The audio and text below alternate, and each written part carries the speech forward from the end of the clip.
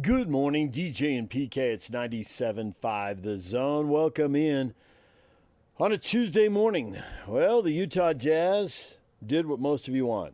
They played well, they put a good game together, and it was entertaining and exciting, and they lost it right at the end. How's that sound? About right? About what you're looking for here is the Jazz chase the best lottery odds possible, see if that translates into a good draft pick, and then we'll see if that good draft pick translates into a good player. There is much to be done. As far as the game, the Blazers beat the Jazz 114-112. The Jazz were missing a lot of key players. We were talking about it yesterday. It looked like they were going to sit a lot of guys, and that's because they were going to sit a lot of guys. The starting lineup was Isaiah Collier, Johnny Johnsen, Bryce Sensabaugh, Kyle Filipowski, and KJ Martin. So if that sounds like Markkanen didn't play, you're right. If that sounds like Collins didn't play, you're right. If that sounds like Sexton didn't play, you're right. If that sounds... Oh, never mind. I'm not going to list them all. You got the idea. Kessler was out also. So they're missing a bunch of guys. Clarkson as well. Okay, I did list them all. I lied. Taylor Hendricks. There you go. That means the starters are basically backups, and the backups are basically third-string guys. Not exactly. I don't think Keontae George is a third-string guy. He came off the bench. And they played well in stretches. They played actually really well in stretches. But there was one stretch, the last 6 minutes of the first half, where they gave up an 18-0 run, and that was the ball game. There you go. I mean, we can go to the end. Keontae George had a contested three that was really difficult that would have won it. It didn't go. Not surprising. He had made a very difficult three on the previous possession. He made a really pretty good look at a three before that. So he'd made two in a row, and you can't really expect guys to hit three threes in a row. You could point at the drive before that. I thought he forced a really low percentage bad shot trying to get to the rim. Then the Trailblazers hit free throws, and now you're chasing the game. And the time and score is working against you. And they nearly pulled it out, but I think you really got to go back to that 18-0 run. When they're a good team, when they have veterans, they won't give up 18-0 runs. They'll give up 6-0, 8-0, maybe 10-0 runs, and they'll stop them. And they won't dig quite such a hole. They were up 48-43, and suddenly they're down 61-48. Now, it ended with Isaiah Collier flinging in a half-court shot at the end of the half. So they were down 61-51 going to the half, but there was just no reason for that to happen. They shouldn't have gone 6 minutes. They had some bad possessions. They had turnovers. They forced shots. They took bad shots. They missed free throws, all the standard issue stuff. It started with Filipowski, who actually had a pretty good game. He missed two free throws, and he finished with 20 points, 11 boards, 5 assists. They were plus 12 when he was on the court. He played 36 minutes with Kessler out. So there's some good stuff there. But he missed two free throws, and that kind of started things happening. Johnny Johnsen missed 3 threes in that stretch, and Keontae George had 3 turnovers. Isaiah Collier had 1 in that stretch. So a lot of stuff went wrong, and that's how they end up losing the game, which in the big picture maybe is for the best.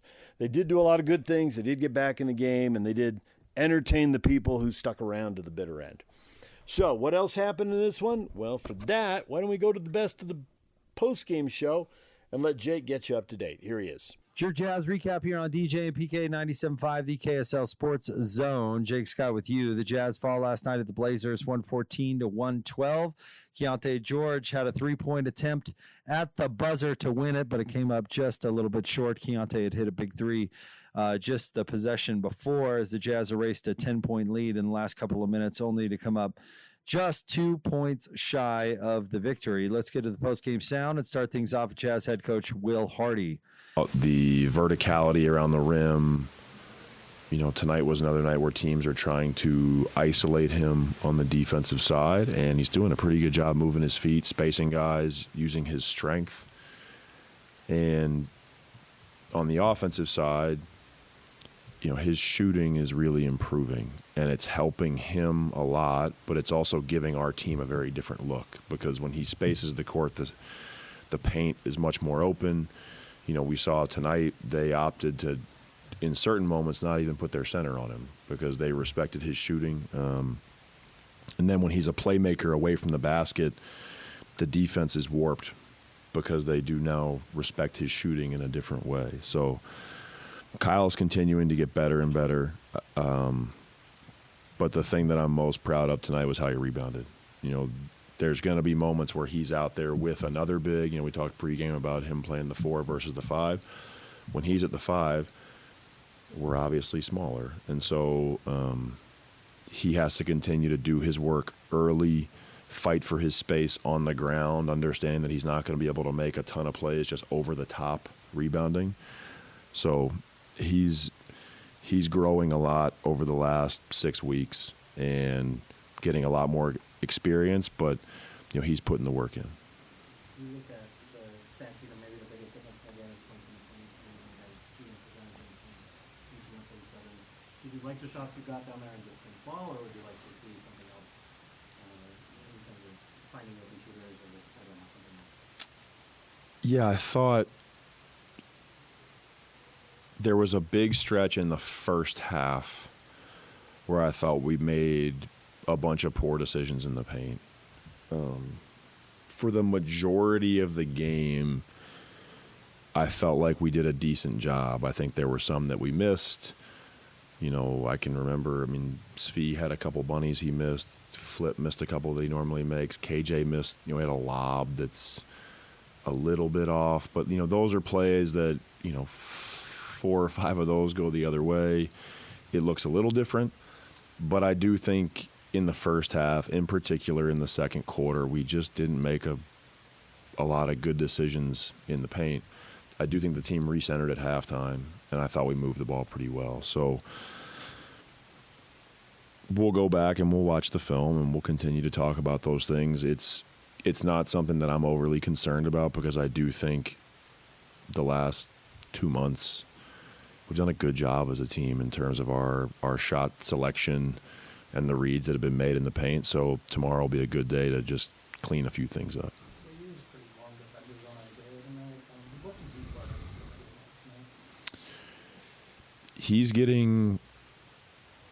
He's getting a lot of experience against different matchups over the last month. I think there were moments in the Lakers game where they put LeBron on him. And so there are moments where he's being guarded by bigger defenders that are spacing him a little bit more. There are counters to that. I think Isaiah executes those counters relatively well, but it's a learning process of how to understand in every game what's going on, and to understand that over the course of a game he could see 2 or 3 different matchups, and that's going to dictate a different thing for him. So, there's always things to learn, but that thing in particular for Isaiah is a big focus right now.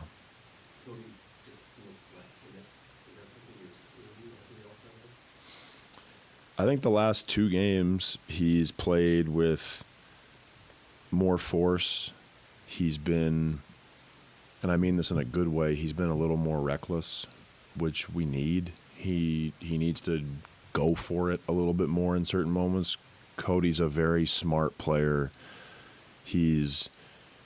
Has a really good understanding of what the right play is, and sometimes that can be a negative. We've talked about this in the past as it relates to like Walker.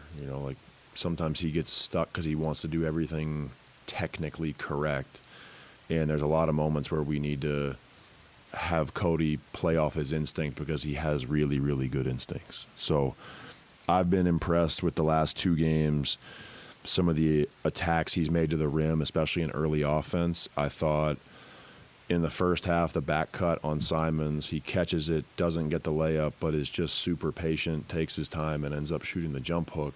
Like that play, maybe more than anything that's happened over the last all year, signals growth. Because he recognized that, okay, I've caught the ball, but this is the right matchup in this moment, and the right play is for me to make this move. Cody's instinct a lot of times is to pass first, but I do think he's showing a different level of aggressiveness, and we're seeing it on both ends of the floor. There is Will Hardy. Let's now move on to the players and hear from Bryce Sensabaugh. And, we got fortunate that Jeremy Grant, tricked the free throw off. And last possession was a great drawn-up play. Key got the ball with the opportunity to win, and just came off a little short. So, I told Key, like, we're living and dying on that hill, with the ball in his hands at the end of the game. So, I think, we played a good game overall, just, down to the stretch. Just didn't go our way. Coaches talked a lot about holding off from calling that timeout with like 8-9 seconds left. That way you guys can use it with 3 seconds left. You guys have practiced that late game executions, but to finally do that tonight and kind of see that in real time, what was that like? Yeah, that was a great, what I'm saying, idea. I personally wanted a timeout, but, for it to, come down to the stretch like that and, still have a timeout in our possession was super huge for us. And obviously, it, gave us an opportunity to win the game. So, that was very high, great IQ by Coach. So. And obviously so many people out tonight, but so many young guys, all of you guys on the court stepping up. What was it like to be able to make decisions as a group from a young perspective like that? Yeah, man, we put in so much work, before practice, before shoot-arounds with each other. So, I always say just to be out there with them, making decisions and competing, at this level and playing good basketball is always a blessing. And, I think we did a great job tonight. I think, the end of the second quarter kind of slipped away from us a little bit. I feel like that's the reason why we lost today. But, I think we played a great game overall. Are you getting a better sense of what it takes to snap out of like a shooting slump? Yeah, man. It was probably like maybe 3.5 weeks where I was shooting the ball terribly. But, yeah, it's just for me, it was just a lot of attention to detail and a lot of extra hours in the gym. Just shooting the same shot every single time and making sure my balance is good. My feet are early when I'm shooting the ball. So, it feels good to finally be out of it. That's Bryce Sense, about 23 points to lead the Jazz in scoring last night. Let's now hear from Kyle Filipowski. I may be, just working on mid-range in practice, and I haven't even gotten to shooting threes in practice, kind of with my new release, and then going into a game and then shooting threes, So that was a little, it was a little bit of a challenge trying to, just stay focused and not overthink it when I was playing in those games. But I think I've kind of gotten over the hump there, and it something's just really clicked recently, which has gotten my shot to just feel very, just very smooth. In that situation, you shoot with the old release or the new release? I try shooting with the new release. Yeah. Will said he was happy with the rebounding as well. And obviously, when you're playing center, that's going to fall on you a lot. Mm-hmm. What have you learned about rebounding in the league and how tough it is and kind of how to find success? Yeah, I think obviously, it's just a lot of big guys in the league, and so it's always going to be a battle on the boards every night. And that's a big challenge because, you guys are the big guys are trying to take each other out, and that kind of leaves more up to the guards, or, a guard sees you and they just try getting you out of the whole play.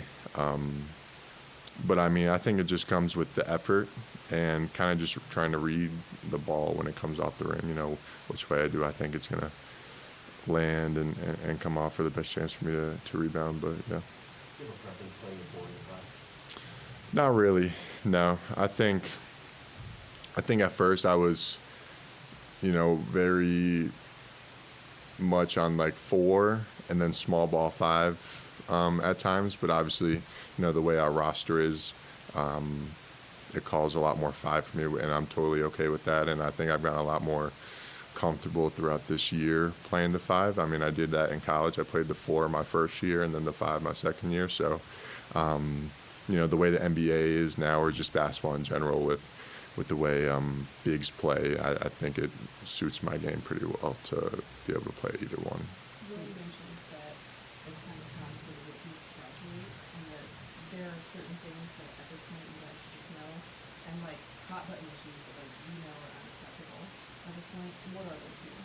Yeah, that goes into the effort and just competing. I think that's probably the biggest one.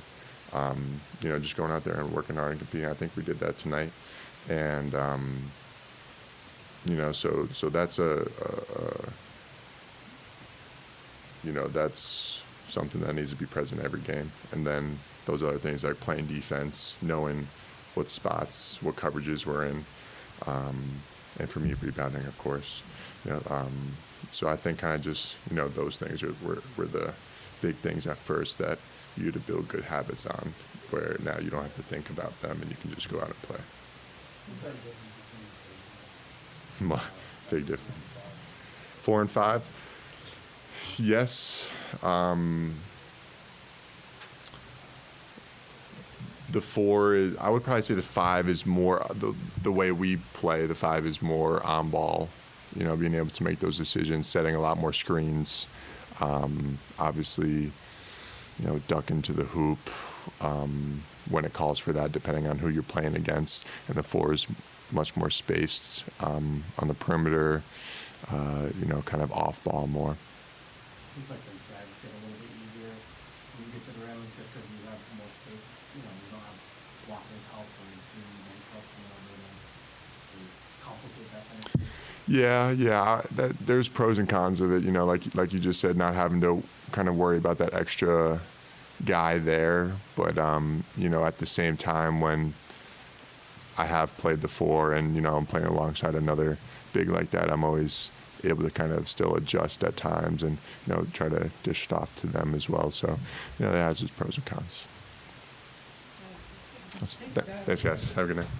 That's Kyle Filipowski. He had a great night, 20 points, 11 boards, 5 assists, but the Jazz lose 114 to 112 to the Portland Trailblazers. Up next, the Jazz take on the Kings at Delta Center coming up tomorrow night. That game will tip off at 7 o'clock. Pregame coverage begins at 6. All right, there is the best of the post-game show. We're going to take a break. When we come back, Kevin Young with his press conference as BYU gears up for their midweek game with Arizona State. That's next. Stay with us. Good morning, DJ and PK. It's 97.5 The Zone. Welcome in on a Tuesday morning. DJ and PK proudly presented by our title sponsor, Black Desert Resort, Utah's premier golf resort. Coming up this morning, we're going to talk a lot of college basketball. Jeff Johnsen joins us at 8 o'clock. Josh Grant at 9 o'clock. The former Utes here to talk about Craig Smith getting let go. The Utes fire him, and the search is on for a coach who can restore them to the position that they held in college basketball for decades. Yes, the 90s were fabulous, but the 80s were awfully good. The 70s had their highlights. The 60s were great. The 50s were great. This is a great program for a long time, and it has been down. They haven't been to the tournament since 2016. They've only been 4 times since Rick Majerus left, and that was 20 years ago now.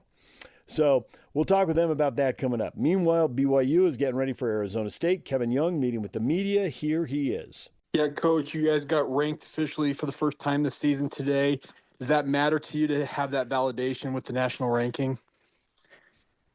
I'm happy for our guys to get recognized, but the way I understand it doesn't really mean much in terms of the big picture, as far as what we're ultimately trying to do. But anything that's positive for our guys, I'm in favor of, and doesn't really change how we approach anything. You've been pretty adamant that Richie Saunders is an NBA caliber player. He got named Player of the Week this week. Does that, add to that validation in your mind that he could play at the next level? I don't know if that specific award adds to it. I just think his play speaks for itself. He's been, extremely consistent in really all facets of the game across the board all year. And he's helped us beat, some really good teams. And, the more exposure he gets, I think more people are starting to see what I feel like I've known for a while. I will go Jay and then Mitch. Yeah, Kevin, obviously you won 2 huge games last week, so there might not be a lot to nitpick about, but what came out of the film that you guys can improve on? What are you working on this week? In close games like that, there's so many nuances that you can take from and learn from. And so we kind of walked the end of the game down, different, just trying to have the players see the game situationally through the eyes of our coaching staff. So I think that was an important takeaway from the Arizona game. And then, I think just holistically, we've done we've gone a bit more granular with the game plans over the last couple of games, 4 games really. And so just trying to highlight some things that we want to make sure that our guys are comfortable being able to execute, defensively. And then in the Big 12, there's no such thing as trap games, but this is kind of a unique situation where ASU is coming off a win. You guys have been in town for a few days. anything you kind of have to guard against in that scenario with you guys? Scenarios like this, man, I just believe in just saying it how it is. You know, look, they're a team who, they just dismissed one of their best players and then go out and beat Kansas State by a significant margin. They have, and they've got guys that were sitting on the bench probably, wondering why they weren't out there. And so they come in playing free, playing aggressive. And, we learned, I know we learned from the Cincinnati experience where we handled them pretty easy at home, and then we go on the road and it was a totally different story. And so that's a component that I try to get in front of with our players, and then just again kind of saying it how it is. Hey, look, this is a team that is playing free. There's different guys who are getting more of an opportunity. Teams like that are dangerous. They just proved it against Kansas State. So just trying to get ahead of those things and actually addressing them as opposed to just dusting it under the rug is kind of my approach there. All right, we'll go Mitch and then Darnell. Yeah, Kevin, how fun was it to be back in the Suns practice facility? And was it just all the memories? Did you remember where everything was? Yeah, man, great memories. Here in Phoenix, had really grew as a person and as a coach. So yeah, it was a little weird kind of coming back in, not working here, but it reminded me of all the work that we put in, and that's what we try to do today, come in and have a good film session, have a work day on the court. So, and then on top of that, just kind of having our players experience, what things are like, in the NBA, I think is cool. It also kind of breaks up the monotony of the season, and a good bonding experience for our team. I wanted to ask you, it seemed like you had a lot of success in ATOs against Arizona. What goes into, finding quality shots and within those ATOs, and how important of a piece are those in your game plans going into matchups? Anytime you can, get a good shot, obviously that's important. Coming out of timeouts, particularly in a team like that scenario where you're playing a team for the second time, there were some tendencies that we saw on film that I felt little minute things that you're able to maybe take advantage of and so forth. But I think it's a balancing act. I don't think you want to get too crazy with it and get too far out of what you do. But clearly there's things that you want to maybe not show all the time, but try to show sparingly. And so that was kind of the case there. But our guys did a good job of setting screens and running stuff with a lot of pace and effort coming out of timeouts that led to some good looks for us. All right, we'll go Darnell, Sam, and then Jay. Hey, I apologize for the University of Utah background. I just realized I'm at the state basketball tournament, and this is the room that they put me in to do this. So hope you can forgive me for that. Kevin, you've talked a couple of times about how you want the team to believe in themselves, the players to believe in themselves. Can you kind of walk us through that process as it kind of played out from the beginning of the conference, kind of a slow start in conference, and then to this point where you guys have some things? Yeah, I mean, I think it has been a process. It's been winning is the main driver of confidence building. But I think how you win, execution, believing in each other, believing in the game plans. You guys hear me talk about game plan execution a lot.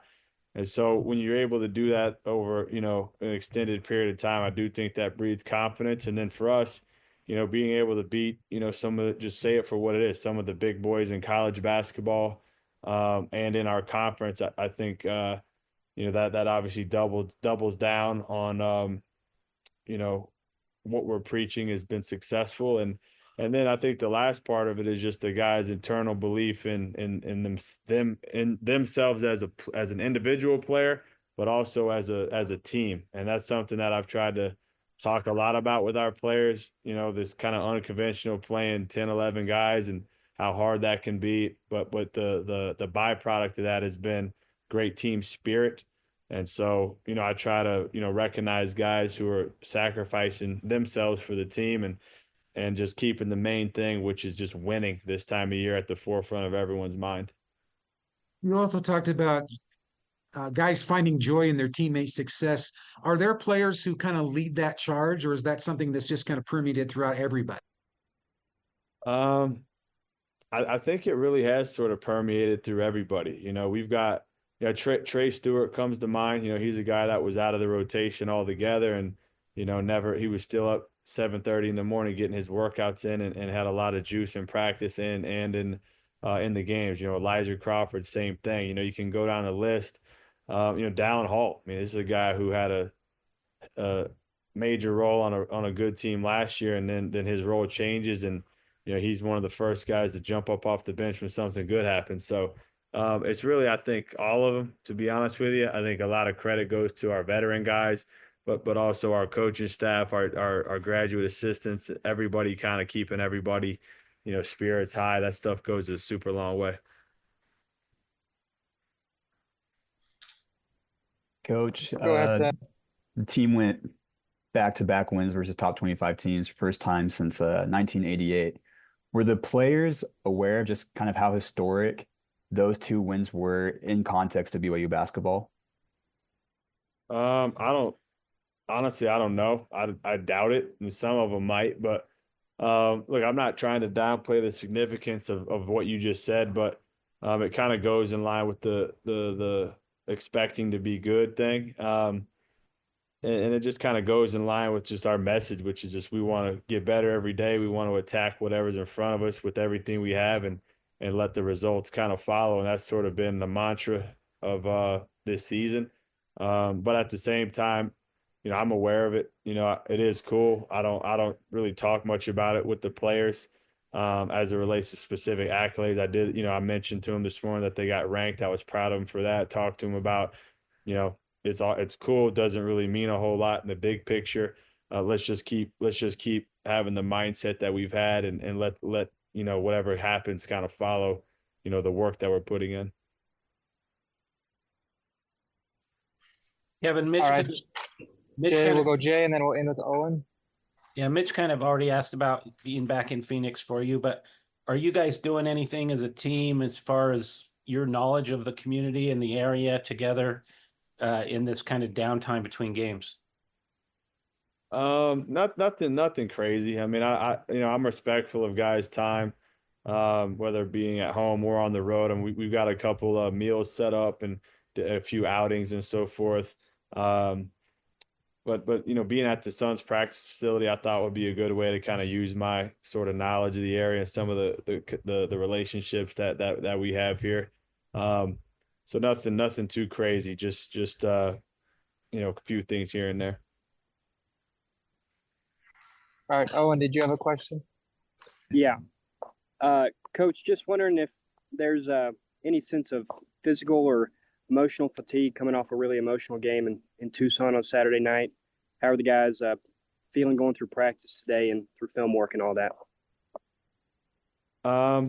It's a great question. I was pretty exhausted, after the game as well as yesterday. Timely that we're playing on a Wednesday this week instead of a Tuesday, so give us kind of extra day buffer. I think was good.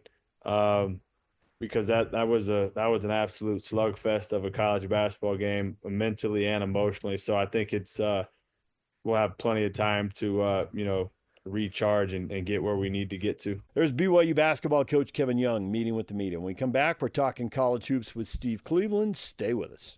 Good morning, DJ and PK. It's 97.5 The Zone. Coming up in what is trending, PK and I are going to be talking about the change.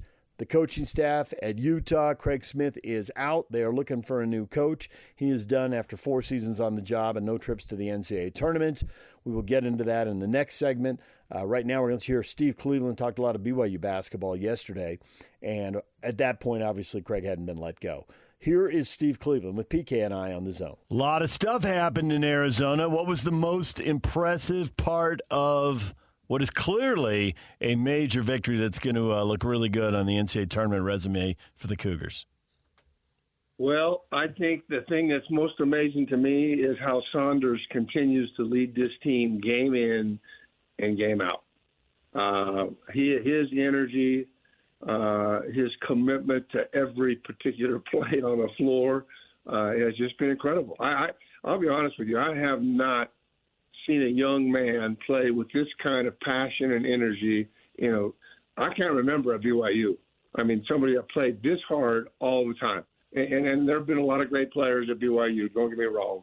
But this kid just has a motor that just never stops, and put himself in a great position at the end of the game, make 2 big free throws, and have a huge win over Arizona.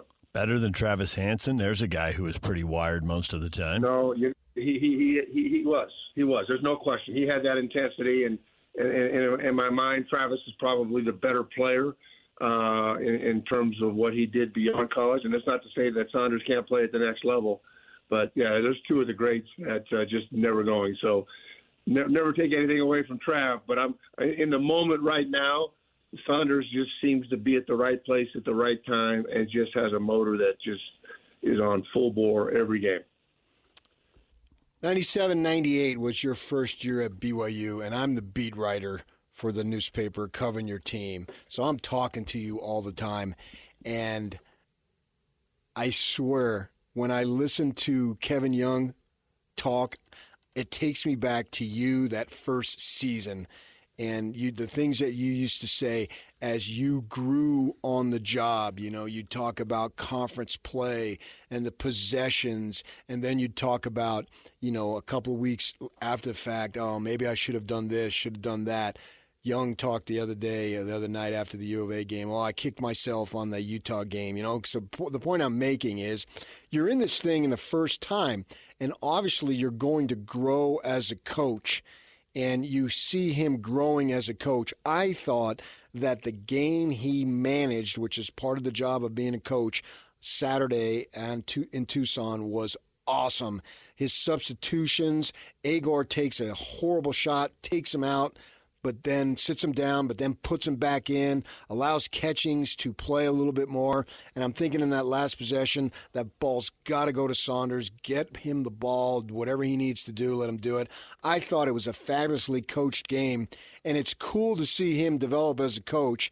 And I get you to comment on this because it reminds me of you went through. Now, you didn't have near the talent that this team has, obviously, but you developed as a coach, and it's something that all coaches have to go through. Yeah, absolutely.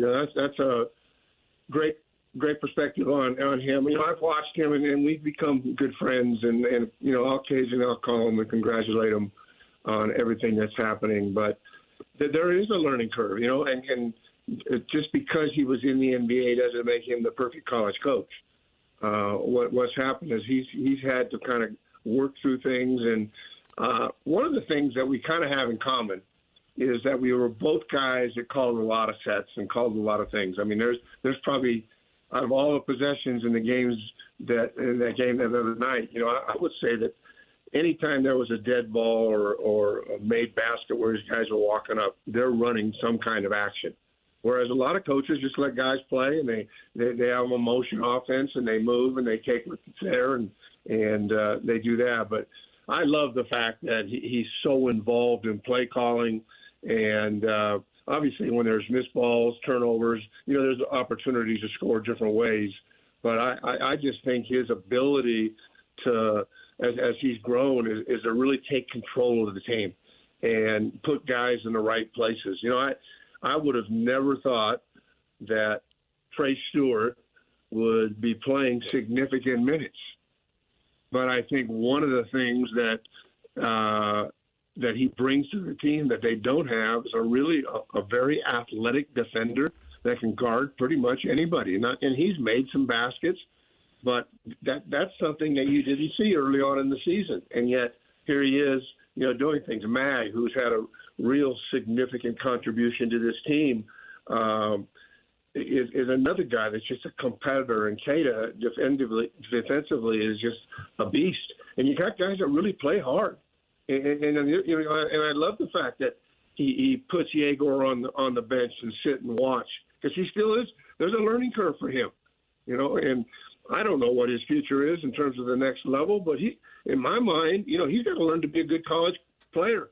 And everyone wants to talk about the NBA and talk about next level. Hey, he needs to learn how to be a good collegiate player to help this team, and coaches handled it well. And I think Catchings is kind of a guy that, early on in the season, he didn't take always the best shots, and he was really upright defensively, and he played a huge roll and they'll win. I mean, 4 from 6 from the three, and seemed really calm and confident. So, yeah, coaches do learn, and Coach Young has had a vast experience at the NBA level, and now he's taking what he's learned there and realizing that this is a different game at the collegiate level. And I love how he's managed the games.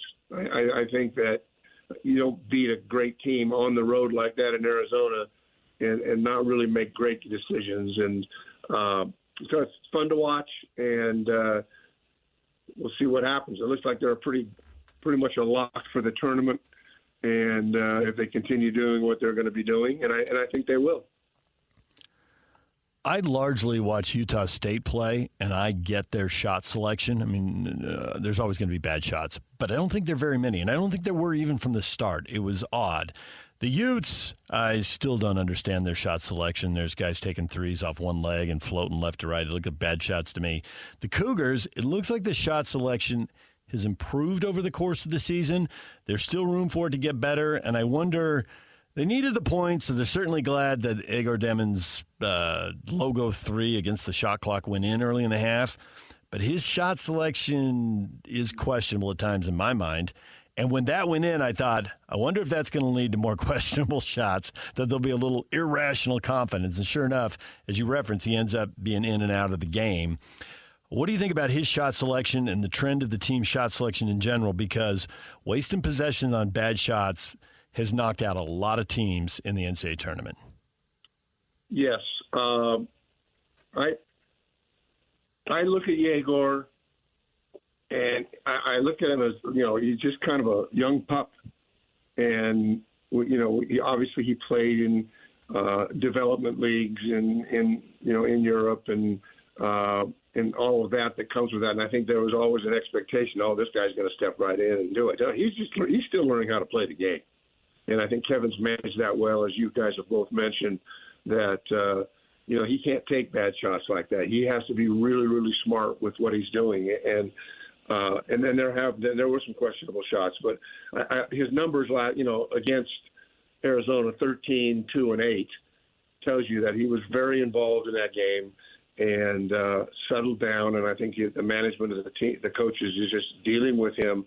He'll come and sit down for 6-7 minutes and get a chance to watch the game, and then come back in and he's more settled down. But I think that the development of players, it goes on. This year, I don't know how many games we got left here, but we played 16 league games, so we got 2 or 3 or 4 games left. 4. How many games we got left? 4? 4. They played 20. 4 plus the conference tournament. Yeah. So I think they've managed Yegor well. I think Catchings has really surprised me.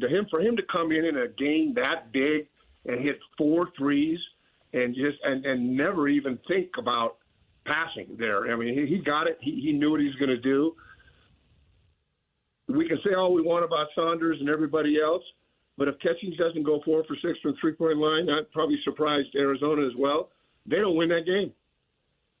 And that was a huge bonus for BYU. And Saunders and Mag and Keita and Yegor, they played well.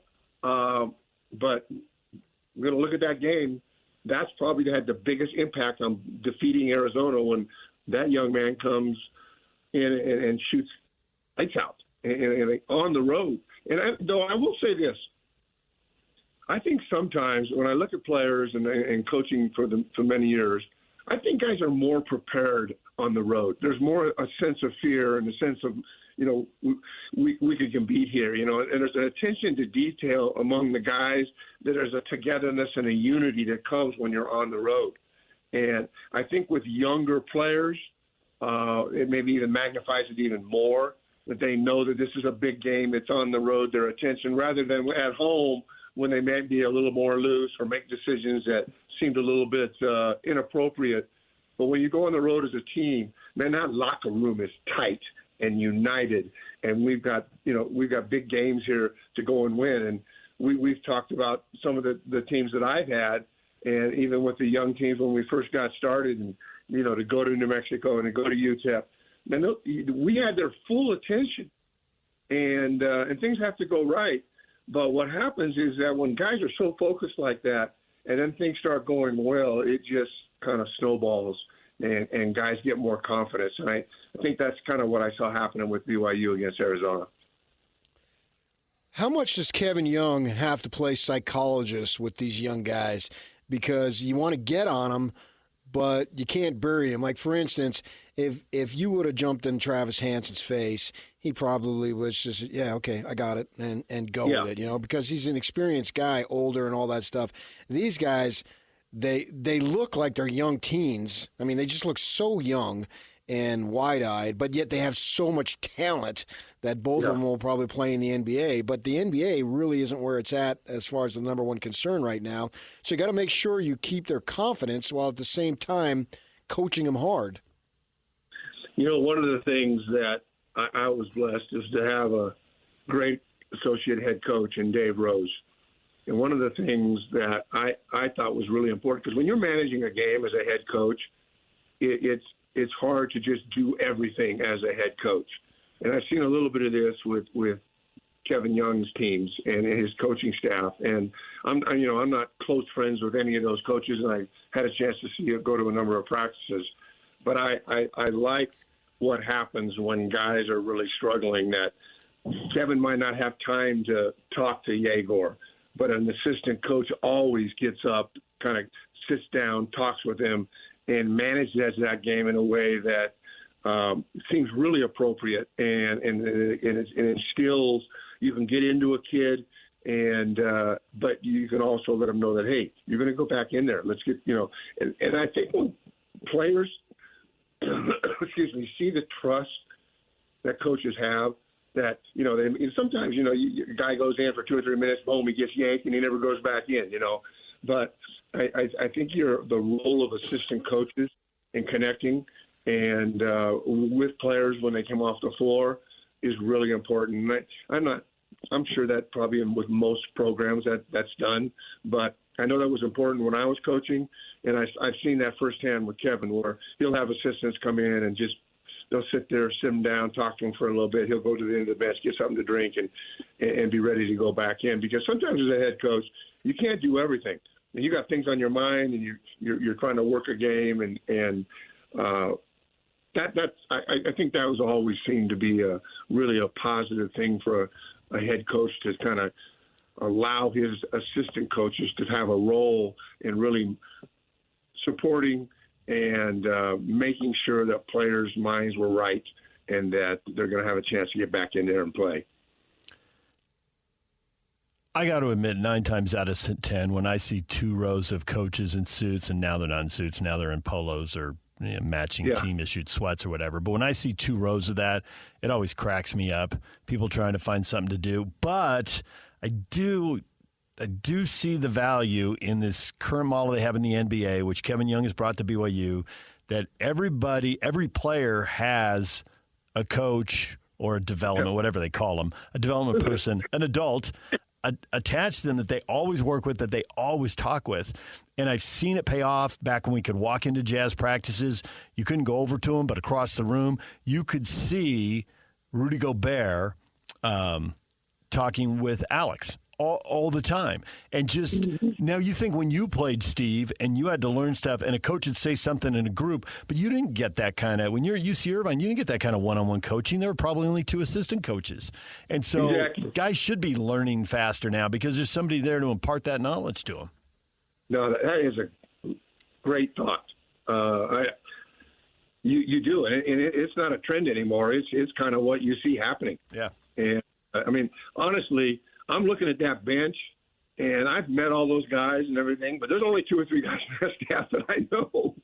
I mean, there are like 12 or 13 people, and and some of them are managers and a variety of other things. But just managing that is a chore in itself, and I'm sure that Kevin has delegated the responsibilities for a number of things to his assistants, and everybody kind of has a role. But that one-on-one role is really, really important. And I think I don't know if you guys think, but I see more of that. But this staff, I mean, there's a lot of bodies there, and but it seems to be the trend that there are just a lot of coaches there with specific responsibilities and roles, and it keeps the team connected. And we hear that all the time. When this team really seems connected. Well, my teams probably weren't as connected as they needed to be when it was just maybe me and Dave or Heath or somebody. I mean, we were more concerned about the outcome of the play and what was going on immediately, and getting upset at a kid. And now, they got their own kind of personal. What's the word I'm looking for? Just they deal with the emotional issues, they deal with the mental issues, and it's a good thing. It's a good thing, and probably you get more out of a team when you have that kind of connection and that kind of foundation to your team. And so it's not. You're right. It's not something that happened when I was coaching. It just didn't exist. But it wasn't. And I mean, I see the benefits of it, and I think it has improved the play, and I think teams get better quicker through that whole process. But for a long time, there's been a lot of really good coaches that did it with just a couple of assistants and won national championships and won championships. So, yes, it seems to be the trend of what's happening, but let's not forget the past and all of the great coaches that did it with maybe 2 or 3 guys on a staff. And, the one thing about that is you're when you have a staff of 4 or 5 people, you're all thinking on the same plane. And we all just thought alike just through the process. And today, even though there's a lot of good that comes from having that many people involved with the guys, for me personally, I like having a smaller staff and not having to worry about all the other things going on down the bench. Did you see that thing at Fresno with the guys allegedly gambling point spreads and all that? Yeah, and I'm pretty close to that situation. I was happy to see that Coach Wahlberg is still coaching. I think initially when that came out, they said that he was done. I mean, anytime you do those kinds of things, there's no coach in the world that knows that kind of stuff's going on and allows it, or think that you're not going to take care of it. And so I was glad. I mean, it's a tough deal, and Coach Wahlberg is a good friend. He was an amazing high school and junior college coach. He hasn't had the kind of success at the Division I level, but I hope they get that thing worked out, and I hope that he has a chance to continue coaching and kind of build a program that he's been such a big part of that community. But when those kinds of things happen, man, all the red flags. But I was happy that they came out and said, no, he's not been removed from that situation. He was no way in hell that he would have known that stuff was going on. And I know this guy. And so, but stuff does happen, and it's not good for the program.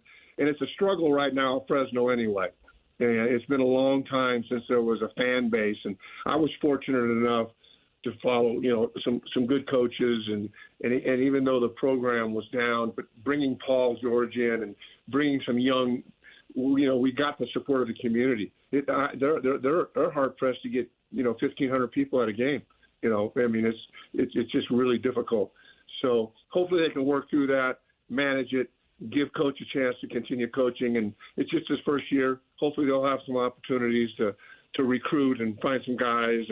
But it's bad enough when you're not good enough, and then when you have guys that are knuckleheads and doing stupid stuff, that just kills you as a coach. So I hope that they'll work through it and have a chance to eventually kind of turn things around.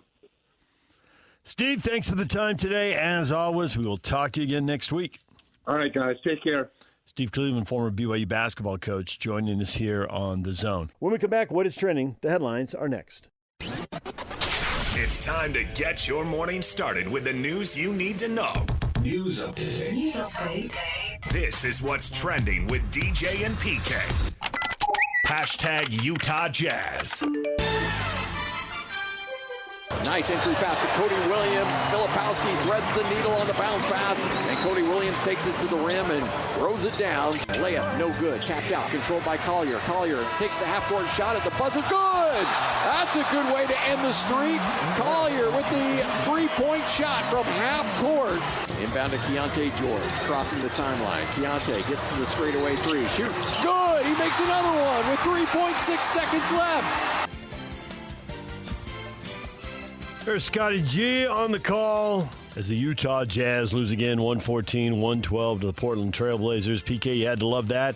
They played well, except for that streak Scotty mentioned in passing there, where they gave up 18 straight points over 6 minutes in the second quarter.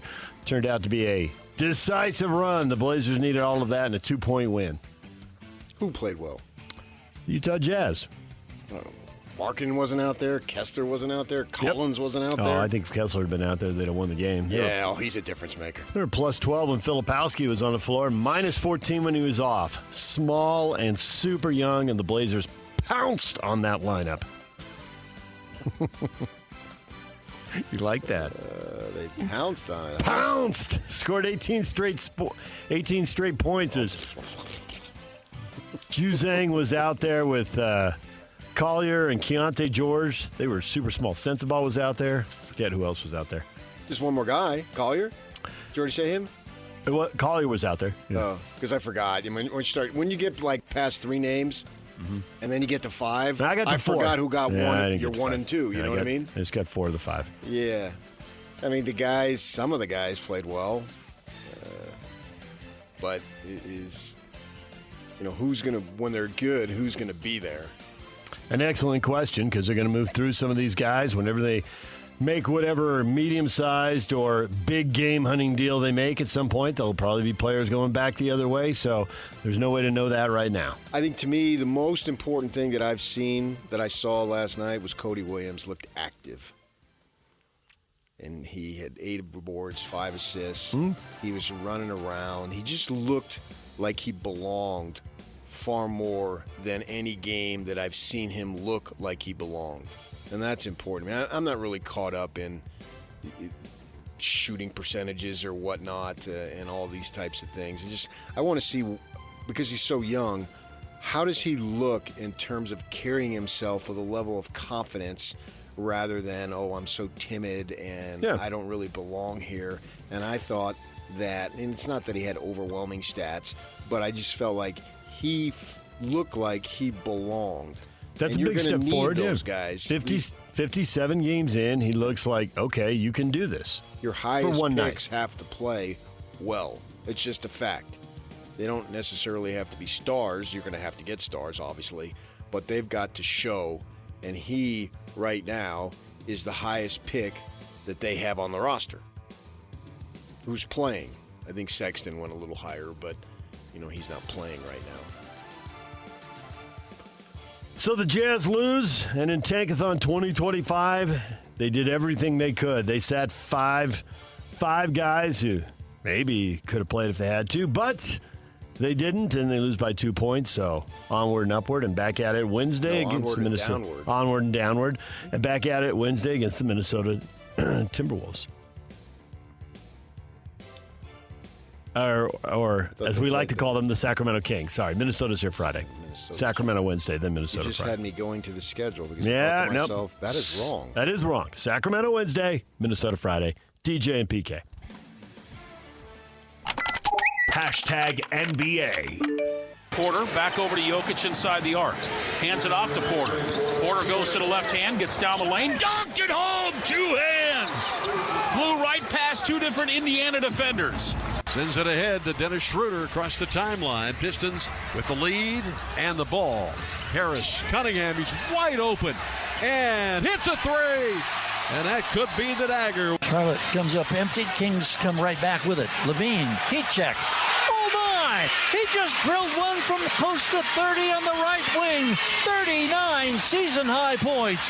15 here in the fourth quarter. SGA now with it against Nikhil. They run Nas at him in a double. SGA runs away from that. Attacks down the lane. Rises up. His shot blocked by Anthony Edwards. It's loose in the corner. TJ Shannon's got it. And a whistle. And a timeout is called by Minnesota. Anthony Edwards just saved the day. Anthony Edwards blocking Shai Gilgeous-Alexander late in the Minnesota Timberwolves with a huge comeback. Down 25 in the third quarter. Down 16 with less than 4 minutes to play. They force overtime and beat the Thunder 131-128. That announcer had a little lock in him in voice, didn't he? Yep, a little bit. Yeah. You saved the day. I thought Locke did good on TV last night. He looked good, too. He didn't talk as much because you're watching it. But he had the right approach. And I'm wondering, I've never done any of that. When you go from radio to TV, how much of an adjustment it is. And he kept calling Thurl Ron. I get that. But I thought he sounded well. If there should ever be an opportunity for him to do that permanently, he would be good at it. Now back to your stats. The Denver Nuggets pick up a win. They've been playing well lately. They beat the Pacers 125-116. The Joker had 19 assists, 2 short of the NBA record for a center. He's the best point guard in the league. I've been saying that for years. Did you know there was that record for a center? Of course. Turns out Wilt had 21 once upon a time. I didn't know. I don't care. But I would think that there would absolutely be one for sure, yeah. And I would think Wilt holds the record because he holds all the records. He holds all those records, right? 21 assists in a game, most by a center. And the Joker got there with 19. Didn't get his triple-double, had 9 boards, but Denver wins comfortably. And Detroit, a 7-game win streak for the first time in a decade. They beat the Clippers. You were dissing Detroit yesterday, telling me they were a 500 team. They're a little over 500. They're way over 500. Well, thanks to this streak. Their 32 wins are more than the past 2 seasons combined. You combine. You go last season and the season before. You add them together, and they don't come to 32.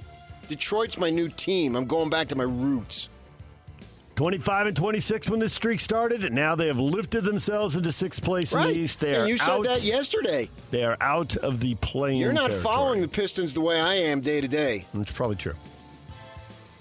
The Wizards beat the Nets 107-99. They have the last team in the NBA to hold an opponent under 100 points this season. They pick up win number 10, but they are still the worst team in the league by a wide margin. Everybody else has gotten to 14 wins now, so they got a lot of breathing room. All the lottery odds, guaranteeing themselves a top 5 pick. Doing the most they can. You heard the Kings in there. They blew out the Hornets 130-88.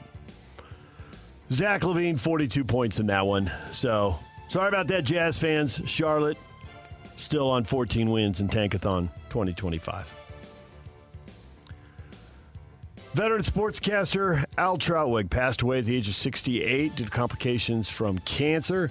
Worked a lot in the New York market on the MSG networks, but did some network stuff as well. U.S. Open tennis, Tour de France, Indy 500, 16 Olympics. He was 68 years old. And a partridge in a pear tree. DJ and PK. Hashtag college basketball. Utah Fire's head coach Craig Smith with 4 games left in the regular season. Assistant coach Josh Eiler will serve as the interim coach for the rest of the year. The Utes play at Arizona. They're in Tucson tomorrow night. And the search is on for the new head coach. Will it be someone with ties to the program, or will it be some outsider we don't know yet who we'll have to get to know? Any early handicapping odds on this, PK? We knew it was a possibility. I think if Alex Johnsen wants a job, he can have it. He can have it. I think that, I was making calls and doing all that stuff, texting, blah, blah, blah, as we always do. And I think, a lot of the high rollers, they want one of their own. And I agree, get one of your own, but there's got to be one of your own available with the necessary qualifications. And they have them. 3 of them. Sure. Andre Miller. I mean, he's Alex, obviously, Andre Miller, and Johnny Bryant was a great player for them, no question about it. He's a G League coach now. Yeah, and Johnny Bryant is an intriguing. I love the guy's story. He started his own workout thing, and then the Jazz brought him here, and he was here. But brought him on, I should say, and then worked his way up. Now he's associate coach, and he's like Donovan Mitchell's guy. Associate head coach of the Knicks, yeah. No, he went to Cleveland. Oh, sorry, Cleveland. You're right. My bad. He went to Cleveland, and they're 47-10. He left Utah for the Knicks. He's working really close. You mentioned with Donovan. Yeah, he's there. Those two are super tight, and the Jazz. This was a story that he was working out Hayward. After Hayward he's a free agent, so he's in that kind of gray area. The season's over. Yeah. Right. And so then Hayward brings his guy in, and then the Jazz felt later on, well, they had that to copy what Johnny was doing because they thought so highly of Johnny. So when he left, and he was orchestrated, he was out of here the first chance he got. It just took a while. But on the way out the door, Hayward and his folks made sure they ripped off Johnny Bryant's workout routine. The Jazz wanted to deny it, and they got all sensitive about some of the stuff we said. But in the end, he was always going to be gone. That's a fact.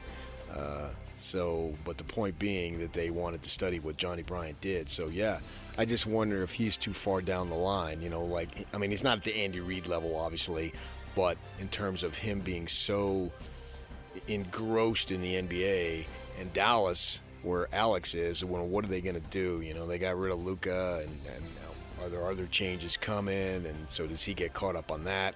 Does he want stability? And obviously this is home. The other guys came here to play ball. It wasn't their home. But Alex is from here. This is literally home.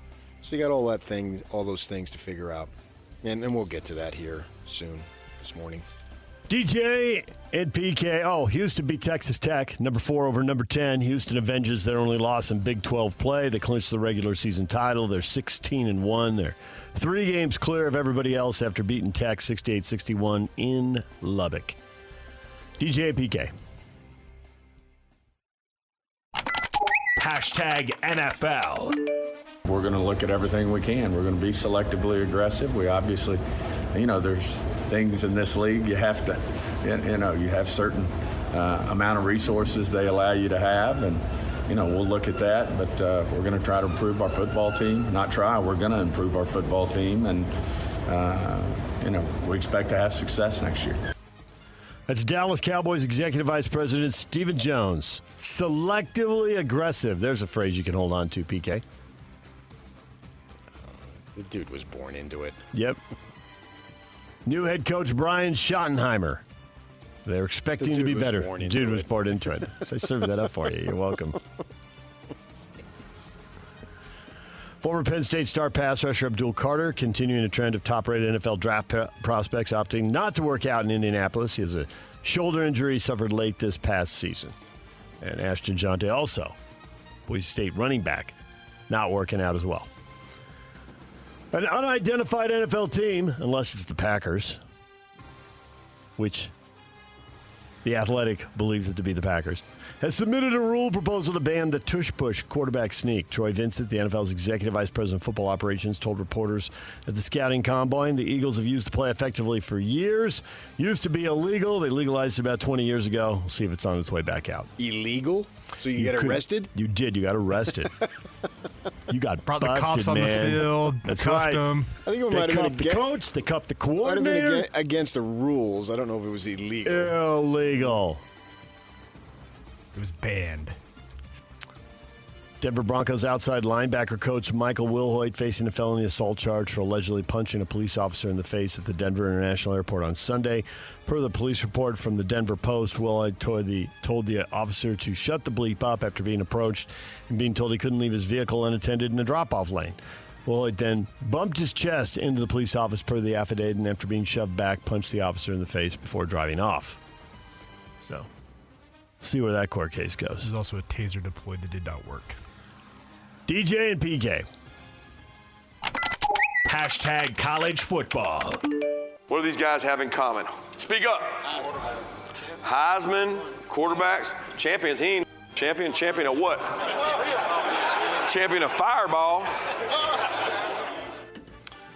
Kirby Smart, quipping about Johnny Manziel right there.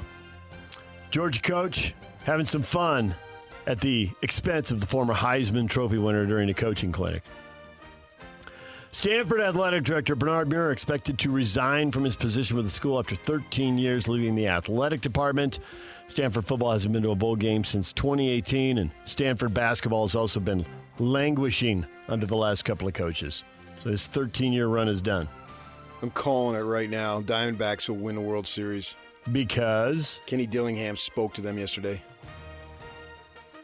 Magic touch. Yeah. Come on. The guy's got it. He's special. DJ PK. #golf. Tony Finau made his debut in the Golf League last night, played for the LA Golf Club alongside Sahith Theegala and Colin Morikawa as they rallied to beat the New York Golf Club 5-4 in overtime. You check any of that out? Yeah, I did. Huh? How'd it go? Anything good? Same as it always was. I mean, it's basically the same, but it's fun to hear these guys in a different environment talk and whatnot. In that match, they were down 4-0 and came back. That was a fun one. I mean, it's entertainment. I don't know that it's the highest level of competition. That is going to just drive legacy and all that stuff, and we'll remember it forever and ever. But it's new. They're in a looser environment. They interview people in the stands, not just average fans, but I mean newsmakers. They got something to say. So, so far, it works. I mean, if it went away, my life wouldn't change at all. But yeah, it's a fun thing. And I think that for me, as I've said a trillion times, sports has to be fun or I'm out. And this is fun. I don't know that it means anything, but it's fun. DJ and PK. #NHL. Our team is growing, learning. Unfortunately, growth as a human being or as a team come with mistake. Make mistake, you learn from your mistake. Mistake is a good teacher. Unfortunately, as a coach, you will like to skip that part, but it's just the way it is. So I think you see growth in our team. You see our guys getting better, more comfortable in those tough situations. So that's true. There's the Bear talking about the Utah Hockey Club. They host the Chicago Blackhawks tonight. They are Utah's 4 points out of the last playoff berth in the West, and Chicago's terrible, next to last in the West on 41 points. Haven't played them at home since opening night. Chance to pick up 2 more points here. They need them. Puck drops at 7 o'clock. Pregame at 6 here on the Zone. Most definitely need them. But, I would say that mistakes, you can call them unfortunate, but I like the idea of the learning aspect of it, and I also think they're necessary. I just don't know anybody who's going to go through in whatever job they have not making mistakes. My first day at the Casa Grande Dispatch, they sent me on a Monday over, and we were an afternoon paper, over to the police station to get all the police logs over the weekend. Johnny took a hubcap, and it was Casa Grande, so we weren't having multi-murders and stuff. You get the point. And so I write it up, and the editor says, "Hey, do you have the dates on these?" Uh-oh. A mistake. Not a mistake you made again. Right, exactly. Yeah. Right. And for these guys, these are the biggest NHL games they played in. They're not as big as playoff games, but there's the pressure of trying to get to the playoffs. It's there. It's tantalizing. It's so close they can reach out and touch it. So they're feeling some of that pressure, and that's good. Later on, there'll be more. But you got to start somewhere. And here they are. And it's a totally winnable game tonight. 6 o'clock with Adrian Denny, Mike Folta at 7 o'clock. Mike Folta will prepare for tonight's game by joining us at 8:30. Before him, Jeff Johnsen, former University of Utah basketball player. After him, Josh Grant, former University of Utah basketball player, as Utes get ready for a new chapter with a new coach. It's also Jazz Ticket Tuesday, and we'll give away tickets to the Friday night game at the Delta Center. So stick around for that coming up at 8:30. DJ and PK, it's 97.5 The Zone, and what is trending has been brought to you by Shamrock Plumbing. There's no job too big or too small. Get the personal touch with Shamrock Plumbing. Question of the day is next. Ladies and gentlemen, may I present... This is JJ and Alex. Josh Grant, Utah Ute legend, joining us right now on JJ and Alex. The first thing is this is a basketball school. It's changed. Everybody thinks it's a football school, but the University of Utah is a basketball school. We have just played so poorly over the last 20 years that people forgot that. We need to be competing with the football program for the attention of our own fan base. There's no way that we can have such a good fan base at football basketball, and then you go up to a basketball game and you got 3,000 people there. Back when we actually had a good product here, we would play the worst team in the conference, and Huntsman Center was full. And the customers are always right, and in this case, the customers are the fans. And if fans aren't coming, you're doing something wrong. Catch JJ and Alex afternoons from 3 to 6. Presented by G2G Bars on 97.5, the KSL Sports Zone. Nominate the youth sports volunteer that you know for the Hercules Hero of the Week. Submit your nomination at kslsports.com/contest and listen every Thursday afternoon to JJ and Alex for the winner. Help us celebrate the efforts of those volunteers who make an unbelievable impact with the Hercules Hero of the Week. And it's sponsored by Hercules First Federal Credit Union. And go ahead, DJ, tell me who else. No idea. Beehive Meals. Question of the morning. Off the big news yesterday, Craig Smith fired at the University of Utah. He is out as basketball coach. What do you make of it? Thoughts?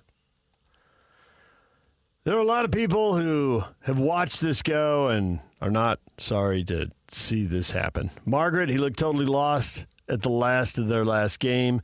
The team had just lost 7 straight. Unacceptable defeat. You're talking about UCF there. Mm-hmm. Yeah, that was a bad last minute. I mean, they played well at the start, but then the other team made a run. That's no big deal. That seems to happen. A 15-4 lead, 3 minutes in the game doesn't do a whole lot for me. But they played well to get back in it and tie the ball game and all that. And then, the last minute or so, I don't know that I'm going to judge them on the last minute, but things have not been going well enough. That's for sure. Mark says he was more on the hot seat than I thought he possibly would be. I thought he'd make it through this next season at the bare minimum. Mark thought he had one more year. I did too, but I have to reflect upon myself. I'm reluctant to fire coaches. Like I thought Krzysztofiak could have gotten another year, but he didn't. And there were some issues there that he wanted to. I think Harlan wanted coaching changes, and Larry didn't want to make them. Blah blah blah. And who knows? Was it the right decision? Well, you haven't really made any progress based on making that decision. And now the program is getting into what a lot of programs have. You have a legend, which they had in Majerus, for whatever you want to think of him. He was really good. And then everybody since then, which has been 20 years, has been fired. And that's not good. Now we're on 20 years. I think Ray's first year was 04-05, which is this very year, 20 years later. Yep. So it's 3 NCAA tournament bids in 20 years. It's 4 in 21 since Majerus was here, but it's 3 in the last 20. Ray put his Majerus' team back together and went to a Sweet 16. But it's now 3 bids in 20 years, and it's 4 coaches getting fired, and that's a lost generation of fans who don't have the great memories and the flags waving and the place packed and the team winning and all that stuff, which they pretty much had in every decade for 6 straight decades. They really had a role in there for a long time. The thing for me is the number of the consecutive coaches who've been fired. Because then it becomes a dead-end job. You can have a lot of coaches. Utah State's had a lot of coaches. But they're moving on and getting jobs, and they're getting better jobs. They're making more money. Right. So there's Odom, I'm not so sure about that. I think he wanted lateral move. He wanted to go back east. Yeah. But the other guys, clearly. And so they went from Stu and I can see his face. I can't think of his name. The guy who succeeded him, he got fired. But then that's it, right? So it's the number of coaches that get fired that's really just jumps out at me, because that means your program stinks or it's not good enough. And for Utah, maybe it doesn't stink, but on Utah's level of expectation, which is deserved to have a high level expectation, because you and I have only been here a slice of time, but yet we've seen some great basketball, and then we can go back and look, a guy who's 65, 75, and so forth, they can recite it personally because they were there. And so it is a proud program, one of the best in the West, and Majerus obviously had one of the best in the country, and now you have these coaches fired. I mean, when Urban wasn't fired, and so the program then didn't really skip a big beat. They weren't they were reloading to an extent, but they promoted somebody. That's what you'd rather see. Coaches can come and go, as Utah State has shown, but don't have them all be fired, because then that's where it gets really bad, and that's where we're at. Tony says it's not fully Craig Smith's fault. It's all about the Benjamins nowadays. If Harlan wants a good team, he needs to find some more money. Yeah, I think there's some truth to that. I think there's more than some. I think there's a lot of truth to that. I don't know. Is Utah State just rolling out big amounts of money? No, but they're not playing in the Big 12 either. Yeah, but he didn't play in the Big 12 until this year. True. So, and I don't think there's a big difference between Pac-12 basketball and Mountain West basketball. There normally isn't. You want to go Big 12, you got me there. But he's not getting fired on a sole season in the Big 12. You need the money. There's no doubt about it. There's just no doubt about it. There's no question about it. I understand that completely. That's the reality of the world. What's his face? Fran Fraschilla, our guy, I've known him for years. He put that out in a tweet or in a post on X. You can go read it, where this isn't about coaching. And I get that. So I'm strongly agreeing with you. And the cost of poker is only going to go up. Like, whatever was good 3 years ago isn't good enough now, and will that be good enough in 3 years? Probably not. Yeah, we'll see. What this settlement on the $20 million that the schools can pay. I think we might have some leveling out there. I'm not sure though. I want to see how it goes. I'm just repeating what coaches have told me about that, as far as what they think. And I've had multiple coaches in multiple sports tell me they're looking forward to that money to be able to be distributed, and they think that it'll help their football program, basketball program. So I don't know. I don't know personally, but I'm repeating what people who are invested in this tell me. And I 100% believe you've been told that. I 100% believe they've said that. And I 100% believe they want to believe that. I think, no question they want to believe that, because that levels that's the field. Part, and that's the part that makes me uneasy. Okay, because you want to believe it, right? But the fact is, if the other school down the street, or if the other powerhouse in the conference wants to win enough and wants to raise a little more money, then the race is back on again. So I think that first year or two when it hits, it'll be like, okay, and then quickly it'll be on again. Yeah, I think that but depending on, I get your point, but if they want to win at all costs, but the coaches here that I'm talking to are in town, or down the road, if you get my drift. I do. They're looking for this go football. They're looking for 11-2 seasons. They're not necessarily looking for a spot in the final, because for them to stay employed and get raises, 11-2 is going to happen every season. No coach at BYU or Utah is going to get fired at 11-2 unless they have some off the field stuff. You're just not. They're not.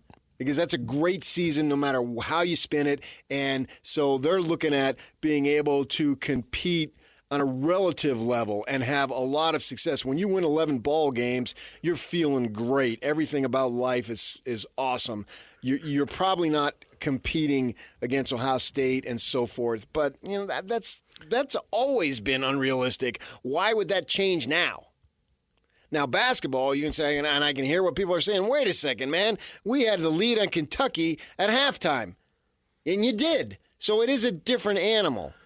For basketball. But I would also attribute some of that to Majerus Magic, and he was just really good at getting the most out of his players. But he for got the Utes, players, he too. did. But for the Utes, the standard has to be get to the NCAA tournament more often than not, and then let's see some Sweet 16s in the mix. Because lots of coaches up on the Hill have gone Sweet 16. I think only 3 of the coaches up there have gone Final Four, but they have done it 4 times under 3 different coaches over the years, all different sets of circumstances. I did almost. Yeah. I took a very shallow breath. That was a mistake by me. See, and you'll grow from that mistake. I got to sit up straight, expand the lungs, stop slouching. What Bear was talking about. Yeah, I'm the guy who runs out of breath. Yeah. All that stuff is true.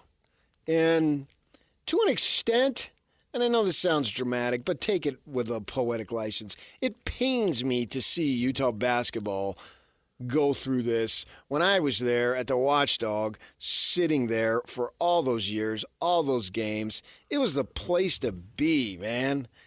It wasn't BYU. It was Utah all the way. And they earned it. And to see it slip away, to an extent, it bothers me. I don't have the passion of growing up as a Utah fan, but, I was inside that program for so many years. And that decade that you were there day in and day out was really good, but you also knew, because you were talking to people who'd been there in the 60s, 70s, 80s, how good those decades had been. And you could look in the media guide. Well, in some places, you probably talked to a guy who was there in the 40s and 50s, and Arnie Farron. So it was 60 straight years. It's not like everything was great, but there was way more good than bad. Right. They were at a high level for 60 years.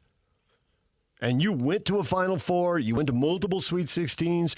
You talked to Arnie Farron, and he won a championship. They brought up other teams. In the 60s, they had a couple of Final Four teams. And now it's 20 years with 3 NCAA bids, and it should be a national program. Right. It should be better than this. Everybody knows it. That's the promo you just heard. Josh, I think it was Josh Grant, was on the air in the afternoon saying the customers are right. The customers are right. They're not coming. The program doesn't match the standard. And I think that's the standard is NCAA tournament more often than not, and you got to mix in some Sweet 16s. Majerus went to 4 of them. Jerry Pym went to 2 or 3 of them before that. And you can keep going back, previous coaches, and find those Sweet 16s and Final Fours. 4 for Pym. 4 for Pym. I cheated him. My bad. Yeah. Yeah, that's a highly successful run. Mm-hmm. And I wasn't here, obviously, in the 70s. But I've certainly, as an NBA fan, the tag team that I heard and that I knew of, Chambers and Brains. Chambers and Brains. I knew of them. Yeah. And so when I get hired in 1993, the Tribune gives me a choice. What do you want to cover? Not a choice of anything. Mm-hmm. It was a choice of some things. And they put 3 or 4 different what we call beats on the table for me. This was literally at the airport. Yeah. I'm at the airport getting ready to go back to L.A. when they come out. And Utah basketball sounds good. Those guys are good. You've been in L.A., you know. Exactly. Yes. I was in San Diego and Santa Barbara. Right. I knew. And so I knew of Chambers and Brains. I didn't know them personally, but I certainly knew them. I knew who they were. I knew they played at Utah. I knew they were high picks. And then Chambers had played for the Suns, so that was another local connection. So I thought, well, sure, Utah basketball. Of the choices that were available to me, which were some pretty good choices, that appealed to me the most. And I made the right decision. And I also, which then ended up as a side note to so many people over there hating me because I got the pick and they didn't. And so, I got the number 1 choice. Yeah. And look at you go. There was a core of people, and then the radio. Oh my gosh! But that's soap opera stuff, and they can all do what to themselves. You know that. I'm still here doing my thing, but it was basketball because of the rep that I knew. I didn't know jack about Utah football. I literally knew nothing, and there were a couple other things that were pretty good. Any of them would have been good for sure. But I chose Utah basketball because I knew of it. And to see it now, 4 coaches been fired since Majerus hopped on a plane that night and did what he did? Giacoletti, and then Boylan, and then Krzyzewski, and now Craig Smith. And what's funny is the other 3, it's like ASU football. Every coach since 87, since John Cooper has left, has been fired. And put Herm off to the side. We all want to forget him. Some coaches obviously were going to get fired. But they all had success. Mm-hmm. They just couldn't ride it. Couldn't sustain it. And you look at Giacoletti, success. Boylan, success. Larry, success. Boylan had success. He went to 1 NCAA tournament game. That's success. Yeah. In 5 years, he had 1 game, and it was the year that Giacoletti's recruits were seniors. 4 years. He was there 4? Mm-hmm. I'm looking at it right now. Yeah. He went 24-10. So he goes 18-15 his first year. Mm-hmm. Second year, 24-10, and then 2 losing seasons. And then Chris Hill didn't like all the buffoon stuff. Right. We'll go Utes, and my wife, she doesn't like me this week. And, they're taking the mic. Yeah. That really turned him off. And then Larry had 26-9, 27-9. It was hard to believe it fell apart. It was a really good. You think, all right, they're back. It was not only the 2 seasons that paid off. The year in front of it, you could see it coming. The year before they. Well, you could see all years. You could. Yeah, I mean, there was improvement the year every zero year. Was probably one of the best lines. Whoever came up with that was an awesome line. The first year, our first 4 years, he literally improved every year. And then, obviously, in the 4th year, he got him to the Sweet 16. And they got beat by Duke. And the next year, I think... second round. Gonzaga crushed them. Yeah. Over in, if I want to say Denver, I was sitting courtside for that. And then to see why as I said, Craig Smith isn't judging on just simply 1 year in the Pac-12 or the Big 12 is I've always believed, and I had a little bit of bias because I was covering the Mountain West or /WAC, that there was no difference. So Larry then in 2017, 2018, they had 2 years in a row in which they finished 3rd in the Pac-12 and they didn't go to the NCAA tournament. That ain't happening in better basketball conferences. That was a bad era of Pac-12 basketball. Yeah. That's why I'm saying Utah State is winning. Don't compare it to the Big 12. That's a joke. But the Pac-12. There's some parallels there you can point out. Yeah, and they've been getting it done. Yeah, and you can see what happened when Oregon State and Washington State went into the West Coast Conference. Washington State's in the bottom half of the league. You think Oregon State's running 4th or 5th. So this is a big time hire. You can't go 5 coaches getting fired in a row. No, you got to get this one right. There's another thread, another theory that runs through this storyline, and we will get to that next. Stay with us. Accessing. This is Hans Olsen and Scotty G. Ute insider Steve Bartle. Alex Johnsen was in the mix when Craig got hired. In fact, I know that he was offered the job and decided to stay put with the Utah Jazz at that point. I got to imagine Mark Harlan will make that phone call again. He will be at the top of the list. Alex Johnsen, he is the dream hire, given the fact that he's beloved as a player with what he accomplished here under Rick Majerus. Kevin Young at BYU, he sort of paved a path for coaches in that same sort of position. I think for Utah, this is an opportunity to potentially, hit a home run, a hire if you're able to bring him in. That will help kind of turn the vibes around with Utah basketball. Catch Hans and Scotty weekdays from noon to 3 on 97.5, the KSL Sports Zone. The band of the day is The Used. Utah native and lead singer Burt McCracken celebrates his 43rd birthday. It's brought to you by Live Nation for all the live concerts and events in 2025. Check out livenation.com. You know who'd be 82 today? Nope. George Harrison. Ooh. Well, Yaakov was somebody younger. He's been encouraged in that direction. Yeah, it's fine. It just came George up on Harrison. my Twitter. Yeah. 82. Utah fires basketball coach Craig Smith. What do you make of it? There is a thread that runs through the 50-plus responses we've gathered on our Facebook page, DJ and PK, and you can go read them all for yourself if you care. Tony, not fully Craig Smith's fault. It's all about the Benjamins nowadays. If Harlan wants a good team, he needs to find some more dollars. Matt, they need to fire the guy that fired him. Rick MacArthur, terrible AD up on the Hill. Embarrassing. There's more of those in there, but Harlan's taking the heat, PK, and I think there's a couple reasons that his name's getting lumped into this. And one is it's bad for an athletic director when your football team isn't bowling and your basketball team isn't in the NCAA tournament. And it's especially bad when the rival is enjoying good times in both of those sports and you're enjoying good times in neither one of them. No question about that. The close of the Arizona game, which was, I think, Utah's first of 7 consecutive losses, somebody on the field employed by U of U for many years says to me, You know what really stinks about this? The other guys are 5-0. Yeah. And fans want answers now. Yeah. Back to the Josh Grant quote about the customer's always right. I will say the football thing, I think, is more circumstantial. And maybe with some healthy quarterback play that they haven't had in 2 years, it could be a very different story. Yeah, I don't know. I'm not talking about 12-0, but I never talk about 12-0 for anybody.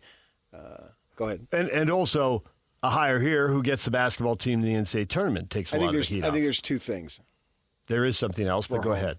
It's the embarrassment of the behavior after the BYU loss. Yeah. Being on the field late in the game and then what was said at the podium. Right. Yes. And especially in reference to the Big 12.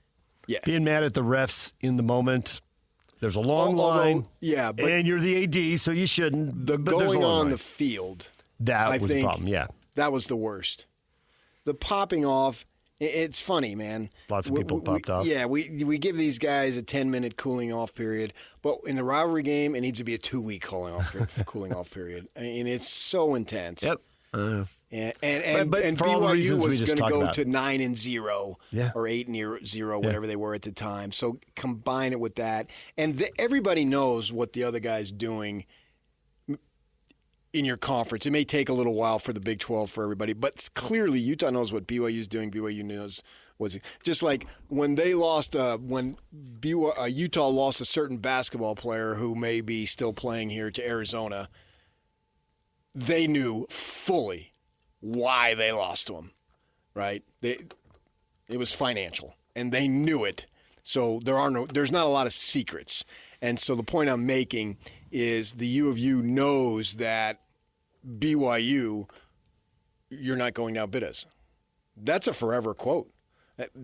Forget pump my gas and win by 9, not by 2. Nobody's forgetting those and either. Magic happens, but this and one, I hate them forever. This one's on the list in capital letters. Yes. It's not being forgotten. Yes. It is so freaking powerful. The gauntlet has been thrown down. Yeah, you will not outbid us. Yeah. Come on. That's how many? Is that the 15th article of faith? It should be. You will not outbid us. It should be. Yuck, wading into the fray. A little more than I expected there. You brought it strong. I like that. Yeah, that caught me off guard. Now, it should be. And it was, I think it was tone. We got to as find much who the as what you 14th is first, but then we get to number okay. 15. I didn't know there was 13. There's 13, but we'll make that the 15th. I missed it by 1. Not bad. I'm ballpark. And so they know. I figured 14 was won by 9, not by 2. Oh, thank you, Gary. Whatever it might be. Yeah. And that's a powerful quote. So these guys over there are feeling pressure. And it's not like I give Mark a complete and total, don't worry about it, buddy. But I also don't want to nail him here because he did what he did in those games. Now, the basketball, that's another story. And this, you could say legitimately that this hire is a referendum on him. So I think it comes back to one of your points. It's no one thing. It's everything. It's not just about after one football game. It's not just about the basketball program's 4 coaches in, and he's not responsible for all of that. It's not just he's let some employees go, and they've got not nice things to say on a regular basis about him. I've heard it. That's out there in the community, true, and the people are posting this. It's a tightly wired community. Mm-hmm. If we've heard it, 200 people have heard it. The people who are out there, they're not holding back. It sucks for them, but I also think that the leader has the right to hire his or her people. So it's all of these things together. You got a drumbeat of negativity. You got a basketball program that's been down for 20 years. You are an outsider. You're struggling right when BYU's getting it right in both sports. Yeah, and they've got a kid going on ESPN and announcing his commitment. Right. There's no buzz in Utah basketball, and all of a sudden, there's all sorts of buzz by BYU. Yeah. You never won in McHale, and they went down there the other night and won. And any candidate who's going to come in is going to look at BYU and say, okay, how am I going to match that? Yeah, right. And money talks. Money always has had the loudest voice in the room. Especially when it comes to NIL, as you've already talked about. And it's not just about doing it now. It's about being to accelerate. And I do think there can be some leveling off for a while when you get this new river of money flowing in. Revenue sharing, but yeah. I don't think it levels off forever. In 2 or 3 years, it ramps back up again. I mean, every time the salary cap goes up in basketball or football, people want more. It's never enough. There's always an agent out there banging on the door wanting more. DJ and PK, Jeff Johnsen, former Ute basketball player, 8 o'clock. Josh Grant, former Ute basketball player, 9 o'clock. And Mike Folta, hockey radio club voice. You hear him on the game tonight. He's going to join us at 8:30. DJ and PK, it's 97.5 The Zone. Don't miss your chance to win big every week on The Zone. This week on Win Ticket Wednesday, you can win a pair of tickets to the Salt Lake Off-Road Expo this weekend at the Mountain America Expo Center. Listen to The Zone all day Wednesday for your chance to win. DJ, PK, and we are joined once again by Jeff Johnsen, former University of Utah basketball player. Jeff, good morning. Morning, guys. Current Woods Cross assistant or Viewmont? Which one is it? Neither at the moment. Neither. Oh, you're out on the free market now, huh? Yeah. Well, I have a son playing at Woods Cross, but not coaching there. You got some AAU responsibilities along the way, right? Yeah, I'm currently coaching the Utah prospects, kind of the top kids in the state for the age group of the 16 and under. So that's been fun, keeping me around the game. And, of course, there's all the Ute fans who bump into you who say, what's going on with Utah basketball? What do you tell them, especially given the news that's been breaking here? Where do I start? That's what I usually tell them. No. I mean, let me say this. Craig Smith's a really good guy, and I live in the same area as him, and I bump into him a lot. And he's got a great personality, and I think he's a really good coach.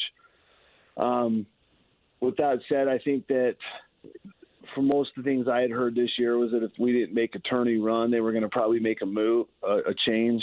And, you know, you've heard Josh Grant and others say it, that we've got away from being a basketball school, and somehow we've got to get that back. And in this NIL transfer portal world, it's tough, but I don't think because of our history they're going to stop until we get back, and that's obviously kind of what the administration decided to do with that move yesterday.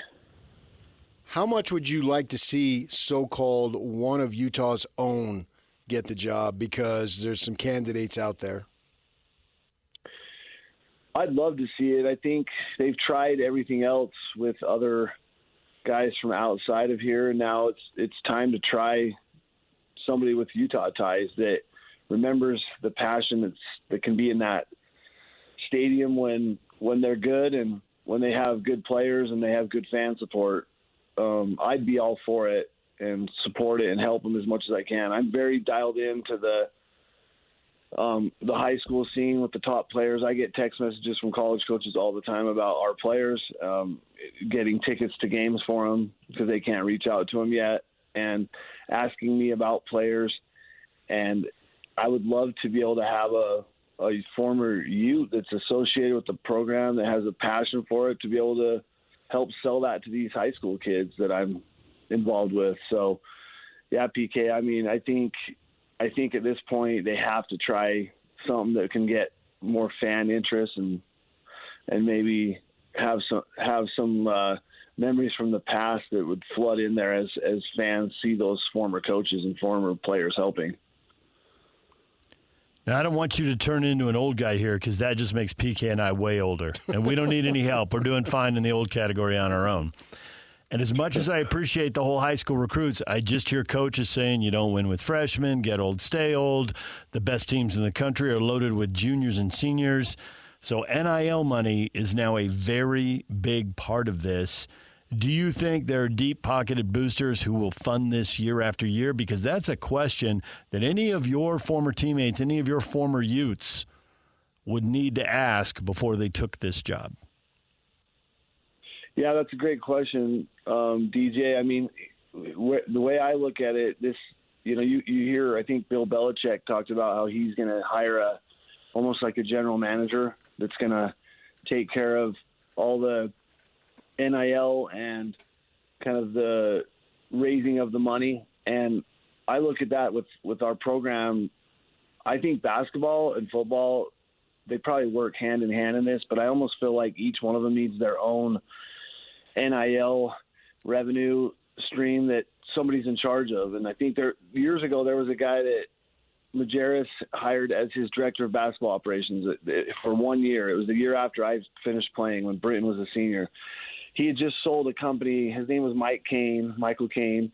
He had just sold a company, a river rafting company, made a lot of money on it and loved basketball and was just looking for something to do and was interested in that. And he was so detailed. He would have been the perfect guy to go and talk to boosters and raise money. And I feel like they're going to have to find something like that where they find someone that focuses just on that and then have one or two assistants who are dialed into almost like a salary cap, if you want to say, to how the NIL is going to work and what players' values are, and have them, they've got to be dialed in on that. And with the high school thing, I agree, transfer portal is going to always be a big thing, but I still think for Utah basketball, they've got to hit home runs at least triples with those one or two in-state kids that are going to continue to love to play for Utah, and they're going to get the fan interest there.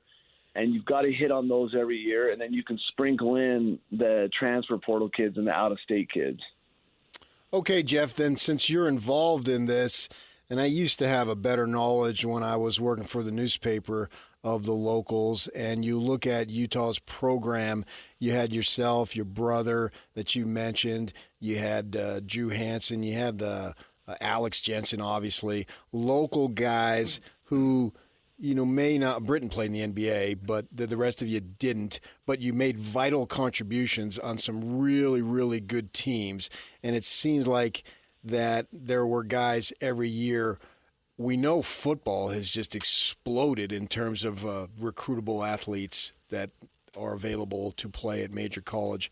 How about in the state here on basketball, not counting the private school dudes who come in and do their thing? I'm talking about the Utah kids who grow up here, start playing in the systems and play for guys like you, playing in the high schools.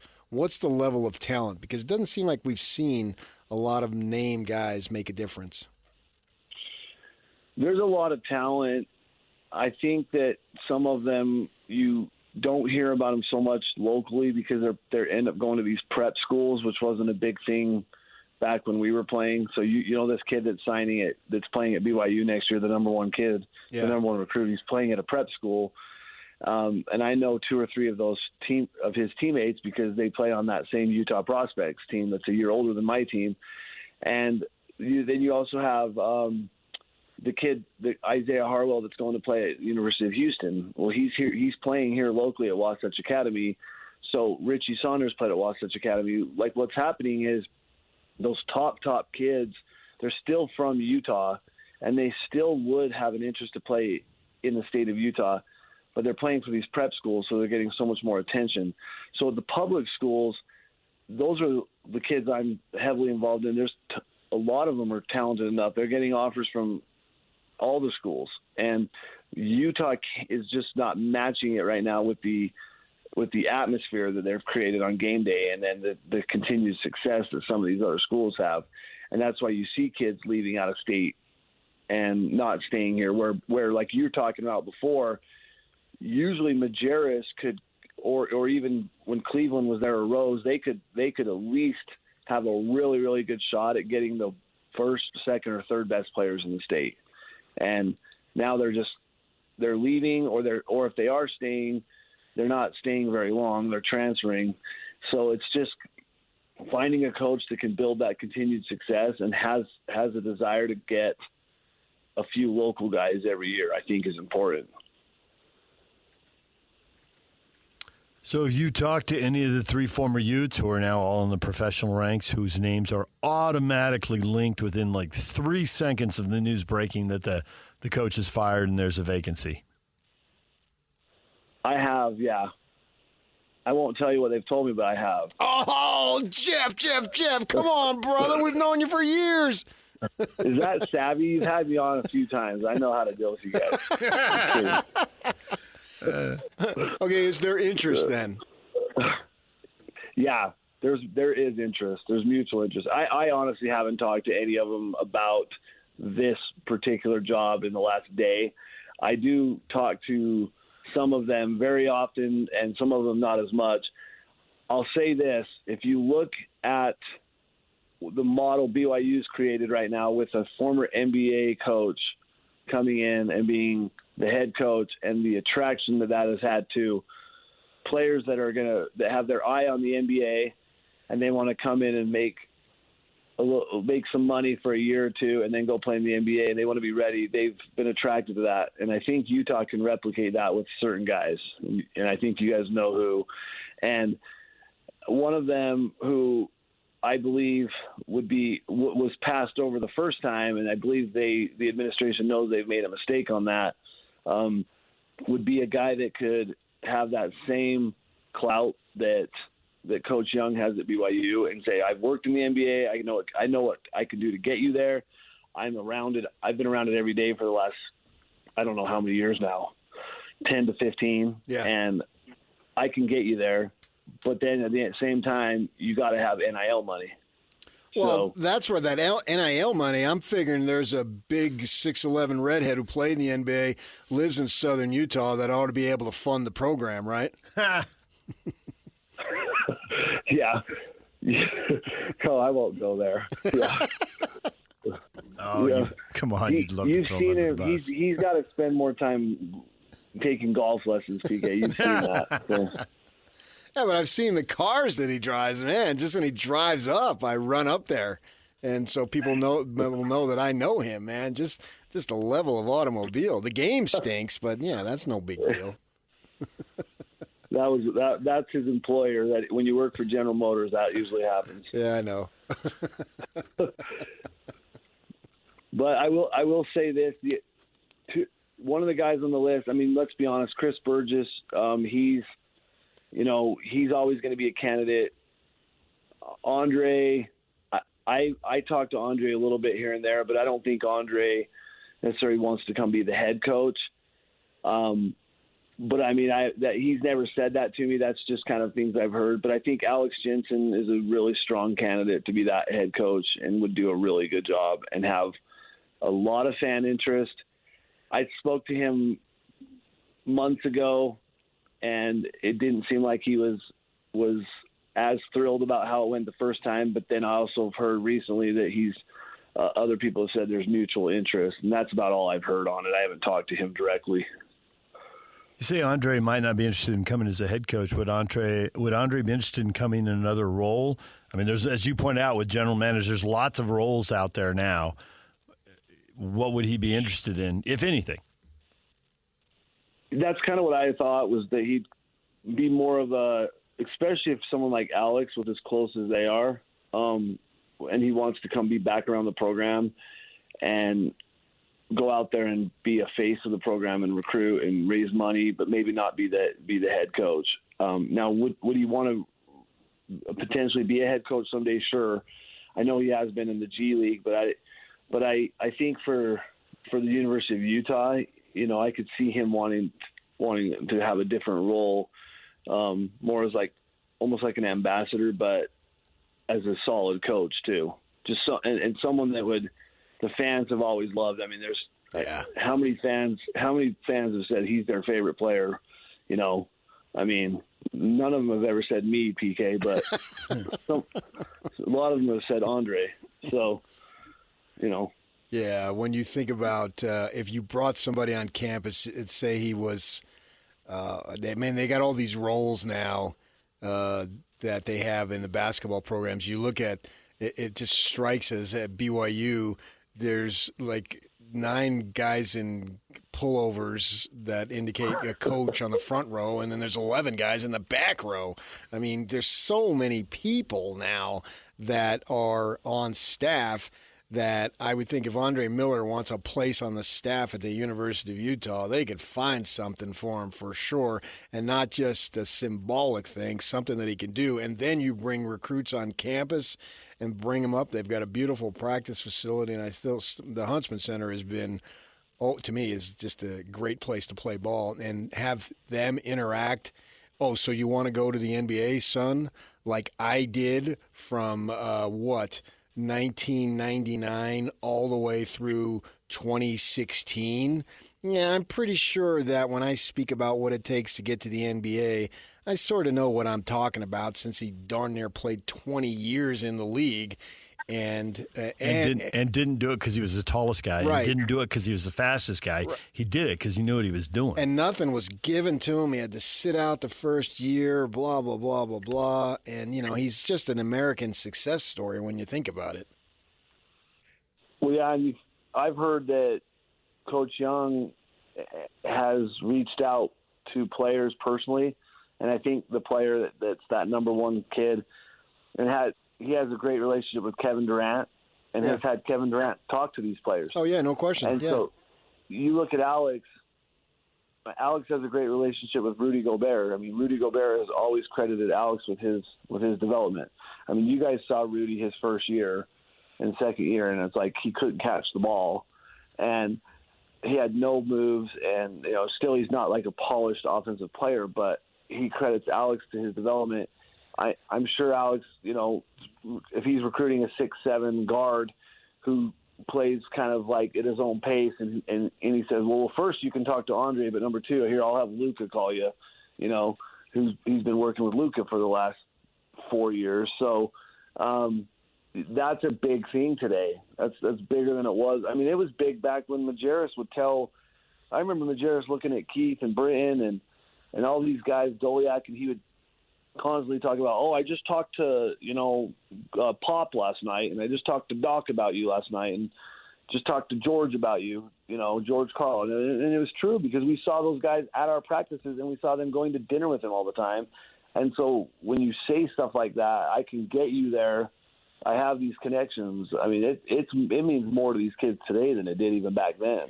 You remember that time in Air Force when I was interviewing and Majerus walked by us buck naked? PK, I went to counseling for that, and thanks for bringing it back. I thought I had got rid of it, the image. I just remember looking at your face right in the middle of the interview, and you couldn't talk anymore. And they had a high school locker room, so it wasn't very sophisticated. When most people say, is it true you saw Majerus naked, I'd say, which time? It's not. Yeah, which time? What? Yeah. I know we got to go, but there's one other time I'm down in Vegas, and I sit down, and it's Mountain West Media Days, right? And they had the women and the men right there, and then they break for lunch for like an hour and a half. So I'm sitting down, and Judd comes down, he sits down, and then your sister, who played for Judd at BYU, she sits down, and she's listening to us. She says, "Oh, more Majerus stories? I thought I've heard them all." And she rolled her eyes. See, that's a good story because she's our sister and we respected her as a woman. She hasn't heard half of them. This is just some conversations you're not going to have with your sister, right? This is not happening. Exactly. Yeah. She's only heard the PG ones.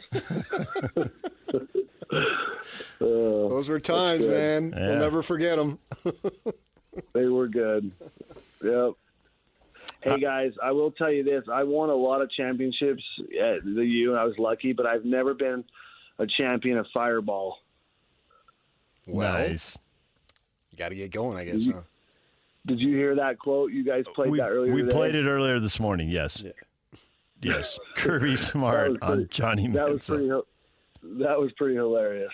Yeah. I've played golf with some guys that were champions of Fireball, and but I never have been. All right. Thank you, Jeff. You're the man.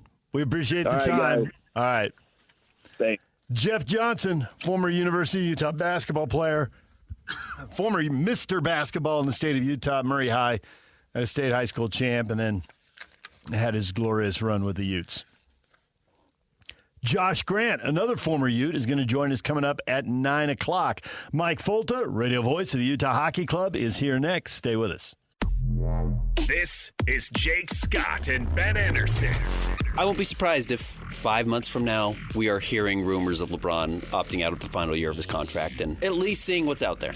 No, he should. There's only a couple of teams that could reasonably take him. Ironically, a place where he would really fit well is Dallas. I was just thinking the exact same thing. That's so funny you say that. Because, man, they've got Derek Lively, so they've got a great center. They'd be huge and tough. He loves Kyrie. Yeah, super skilled. He's worked with J. Kidd. Do I think it'll happen? Probably not. Do I think it's possible? I wouldn't rule it out. Yeah. There's enough things there. Hilarious. Yeah. As usual, LeBron James leaves like General Sherman in Georgia. Just scorched earth behind him. Nothing. No resources. It's going to be Luka taking on the league for the next 10 years. Yeah. Pretty much. Yeah, Luka and Bronny. Luka and Bronny together at last. The backcourt of the future. Wow. Hear Jake Scott and Ben Anderson every day from 10 to noon on 97.5 The KSL Sports Zone. DJ and PK, it's time to welcome Mike Folta back to the show, radio voice of the Utah Hockey Club. His appearance brought to you by Hercules First Federal Credit Union, growing stronger together. Mike, good morning. Up and Adam, gentlemen, another big one tonight in the Delta Center, Utah and Chicago. Glad to be with you guys, and it's going to be fun. A lot of Blackhawks fans will be there, I'm sure. But I'm glad to start the day with you guys. There are 24 games left in the season, and we've heard it from the players that this feels like the playoffs. It's not the playoffs, and after they've been in the playoffs, this may not feel like the playoffs, but if you're 20, 21 years old, this is the most pressure you've ever felt going into an NHL game. So as Bill Armstrong, the general manager, likes to point out, it's a learning experience for these guys. Do you see them skating? And this may sound weird to some people, but you can see the confidence in the body language sometimes. Does it just look different to you than it did? Like they're picking something up and they're figuring some stuff out, whether they get across the finish line and into the postseason or not? Yeah, it's been fun to watch the demeanor kind of change for this team, and it is all business at this point, and they expect to win every night. Adrian and I were talking about this on our broadcast last game, but this team, regardless of who they're playing, they go out and they expect to win. And it's a bit of a turnaround for a lot of these players. I mean, think of everybody who's been in Arizona the last couple of years with the Coyotes. This is the time of year when the Coyotes would start to trade away assets and start to, trend towards the bottom of the league. Whereas now here in Utah, it's different this season than it has been the last few years in Arizona, where they're trying to push and they're trying to trend upwards. And we don't know what the trade deadline will hold yet, but Utah hasn't traded away any assets. They've been getting assets back due to injury. So it's a different feel at this time of year for a lot of these players that are kind of going through this playoff push, maybe for the first time or maybe for the first time in a few years. I don't look at tonight as a must-win. I think must-wins are literally that. If you don't win, it's over. But I do think that I categorize a game like tonight under gotta win. You see what a fine line you've carved out for yourself. Right, he does this with language all the time, Mike. You better just get used to this. Well, when you went to the Harvard of the desert in Arizona State, you're very intimately familiar with the language, and you know how to use it to your advantage. The Harvard of the desert. Yes. All right, yes. Take that, UNLV. Yes, exactly. That makes UNLV the Yale of the desert. No, they don't have saguaro cactus. I mean, we're desert. We're real desert there. And that's how you determine desert. Get out of town. So I look at tonight as a gotta win. But particularly since they won the other night, and that was a big win, you don't want to give it back. Well, let me sprinkle in a little knowledge from the land-grant universities of the Midwest. maybe it's not a gotta win. I think it's more of a can't lose. How about that? All right. Now we're really getting fine with the language, but yeah, okay. Okay, can't lose opens the door for 1 point, and this is Chicago, and they're next to last in the West. This needs to be a 2-point night. Utah's got to find a way to win 2 games. I mean, these are the games that we've been saying all year that Utah has to find a way to win. Right. They're the teams beneath you in the standings, and you're at home too, right? Yeah. So this has got to be a business-like mentality for 60 minutes tonight against the Blackhawks team that, look, this is where Arizona was a couple of years ago, just at the bottom of the league, talking about potentially getting another, first overall draft pick. That's not where they wanted to be this year. They went out and they acquired a bunch of, older assets, trying to take a step forward in the wins column this year, but it just hasn't worked out that way in the Windy City, and they've gone the opposite direction. And they've got some nice young players, but they need a lot of help. And Utah needs to be able to take advantage tonight, especially with a fully loaded lineup. Everybody's been back due to injury. We've been saying that the last couple of games. Go out, take 2 points, and flex your muscles here at home. Which player coming back from injury gives the team the biggest lift? Yeah, that's a good question. I mean, the two that we're talking about are Sean Dursey and Logan Cooley. Dursey, a very versatile defenseman. Cooley, one of your top centers. I just think with the way this team has struggled to score a little bit the last couple of months, or at least it hasn't scored as much as what we saw at the very start of the year. I think having Cooley back is huge because he's one of these players that's transcendent with his talent, right? He's not a grinder. He's not necessarily the guy who just gets to work in the corners and has to have a puck go in off his butt to score a goal. He can do those get to the dirty areas and things like that, but he has this speed that's next level. He's got a shot that's elite. I mean, he's a player that can. It's like we talked about before in basketball. Like he can just go out and get you a bucket, and that's so valuable in hockey. And Utah's got a couple of those guys: Cooley, Gunther, Keller. I would say those are the bucket getters. And having a guy like that who can create a goal out of nowhere, it really puts the fear in an opponent and makes them think about how they defend you a little bit. We had a situation several years ago. Gordon Hayward, an Indiana kid, so I'm sure you're familiar with him. And he comes to the Jazz, and they started to get better. And then they went on the season before they got into the playoffs. They got past the All-Star break, and they were trying to make a push for a playoff. They came up a little short, but they played, and they played well. And so the point being that instead of playing out the string, as you talked about how the team had been doing in Arizona, here these guys are playing in meaningful games as that Jazz team did.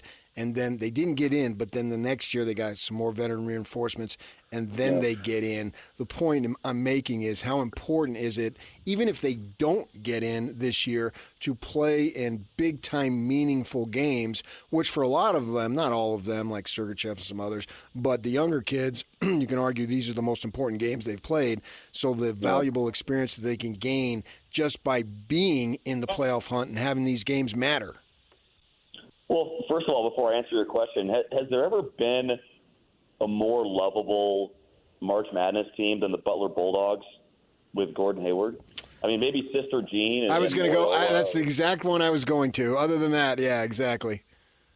In recent memory, I mean, I'm not a Butler fan, but like as a native Indiana Hoosier, I feel like I had a God-given birthright to root for Butler as an underdog. Yeah. In those games. Those were. It was Damon Bailey and Gordon Hayward, the two most famous Indiana kids. Okay, nothing about the guy from French Lick? Nah, he was too good, though. I'm talking about underdog kind of guys. Okay. All right, fair enough. We'll leave Larry Bird out of the discussion then. But, no, to answer your question, this is just me talking now. Like, this is not something that I've pulled from the coaches or staff or anything. I personally think winning is so important. Like, it's contagious. It's all the cliches, whatever. Go out and win. You know, if Utah were to, if the hockey team were to start selling off pieces or trading away assets, like that would, in my opinion, it just signals to the team like, hey, we don't need to win these last couple weeks. Whereas you want these guys, like you said, playing in those meaningful games all the way through.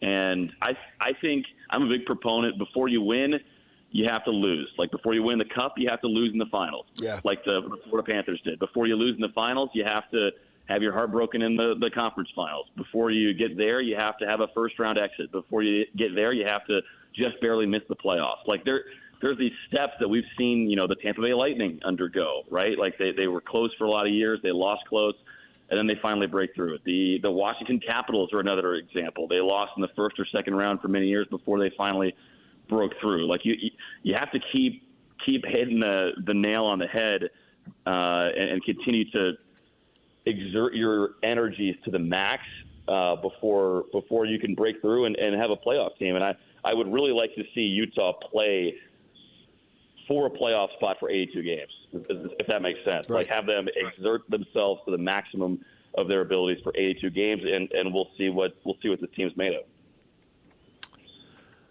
Coming off that 2-1 win over the Canucks, how much do you? I mean, Vejmelka had a good game, right? His save percentage 93%. I think he stopped 14 of the 15 shots he saw. How much did it matter to you, or was it a misleading stat? But they outshot Vancouver 2-1. Did you see that as far as possession, threatening? I mean, sometimes you just kind of throw the puck towards the goal, and yeah, it's a save, but really anybody could have made it. And the other times where you're really creating chances. So 32-15 suggests dominance, 2-1 does not. How did you see that, and what kind of weight do you put on those stats? I don't think there was as much dominance as 32-15 the shots would tell you. I also don't think it was as close as 2-1. Vancouver didn't have Quinn Hughes, their best player, star defenseman, one of the best American players in the game right now, and that really showed. Like if you look at their splits, it's pretty alarming when he's on the ice versus when he's off the ice, and he was out the whole game against Utah. So that's kind of what where that discrepancy comes from, in the shot differential and in Utah's ability to control the game. If Quinn Hughes is playing for Vancouver, it's a totally different looking game, most likely. But you still get credit for beating an NHL team. You still get 2 points. You don't apologize for beating a team without their best player. You take the win and move on. I do think Utah would have liked to have capitalized a couple more times, especially early in the game, and some opportunities, because it was a one-shot game there up until the very end, or up until 5 minutes left when Dylan Guenther scores in the power play. One fluky bounce could have ended your night. So I don't think that the shots describe the dominance of the game, but I do think Utah was significantly the better team in that, and I think they would like to clean things up here against the Chicago team they should beat tonight. But this is the NHL, guys. There are elite players on that Blackhawks team, even though they're one of the worst teams in the NHL. But they've still got guys who can beat you, and Utah has to be ready to go from the get-go tonight. We talked to you on Tuesdays, and then last week the Four Nations final was on Thursday, and you were with the team and have been with the team. How much did they talk about that? Because, man, I can't even comprehend how much of a success that was compared to what we thought it would be, because it just was off the charts. So I'm wondering if the guys were talking about it. Yeah, they definitely were. You hear a lot of the players were getting texts from non-hockey people about it, which was cool to hear. It was interesting to hear some of the players' perspectives on when they want the game to be played and how they want to do those tournaments moving forward, whether they want to do it at the start of the year, whether they like doing it in February where there's a nice long break. I think the biggest thing that I took away from talking with the players is they're excited for the Olympics coming up next year in Milan. And that's like a 3-week break. I mean, this Four Nations break was 12 days. The Olympics is a 3-week break. And so guys will get a ton of time off, a ton of time to rest, and we'll get to see, U.S. and Canada go at it again after, a bit of a disappointing ending to the tournament for U.S. But like you said, PK, just a smashing success from a hockey standpoint. And was listening to Scotty and Hans talk with Bowler the other day, and they were talking for 20 minutes about hockey. I couldn't believe it. But that's the kind of impact that tournament had. Everybody, whether you're working in basketball or football or what have you, everybody was talking about that. I think they've been Idaho Steelheads fans for years, though. Both those guys are from Idaho. The Steelheads, I heard that's a great team to play for up there in Boise. That's a good program they have. I've actually played golf with a guy who played from there, yeah. I got randomly paired up with him in Arizona last year. Funny. Mike, we appreciate it as always. Thanks for the time. We will hear you on the call tonight, and we will talk to you again soon. Guys, thanks as always, and stay out of trouble. Okay. Mike Folta, radio voice of the Utah Hockey Club. Josh Grant, former Ute basketball player, joins us at 9:05 to talk about the coaching change at the U and where do the Utes go from here. He's never short on opinions. Be here in 15 minutes right here on The Zone. Ladies and gentlemen, may I present... This is JJ and Alex. You know something's brewing down in Provo. Utah's having to deal with it because if you're a Utah fan and you're watching what BYU's doing, you're saying, that's what we should be doing. And we're not. How are they getting A.J. DeBonsa? How did they get Yegor Demon? How is BYU beating Arizona and Tucson? Utah fan wakes up this morning and BYU's in the top 25. And BYU is good enough to go down to Tucson and score 96 in their house. And if you're a Utah fan today, you see that. You see BYU's getting A.J. DeBonsa, and they're getting lottery picks. That used to be you. You used to get the Andre Millers and the Keith Van Horns, and the Jakob Pertles and the DeLon Wrights and the Kyle Kuzmas, and it's not anymore. And you wake up to this headline, you're like, okay, it looks like somebody up there finally gets it. Like, this is not acceptable. Catch JJ and Alex afternoons from 3 to 6. Presented by G2G Bars on 97.5, the KSL Sports Zone.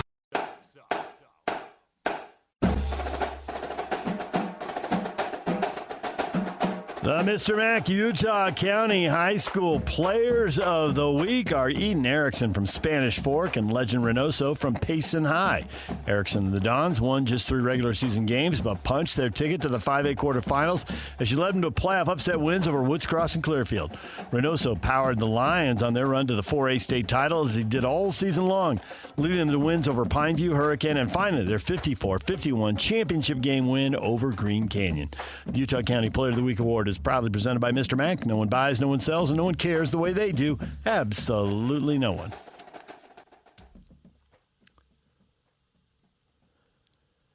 PK, you are drawing parallels in the commercial breaks here between Arizona State football and Utah basketball. Now, that might be convenient because, you went to Arizona State and now you work in Utah, and yet the parallels just scream at you. The one difference is ASU football, depending on how you define it, you could say, well, it's not 20 years, it's 30 or 40.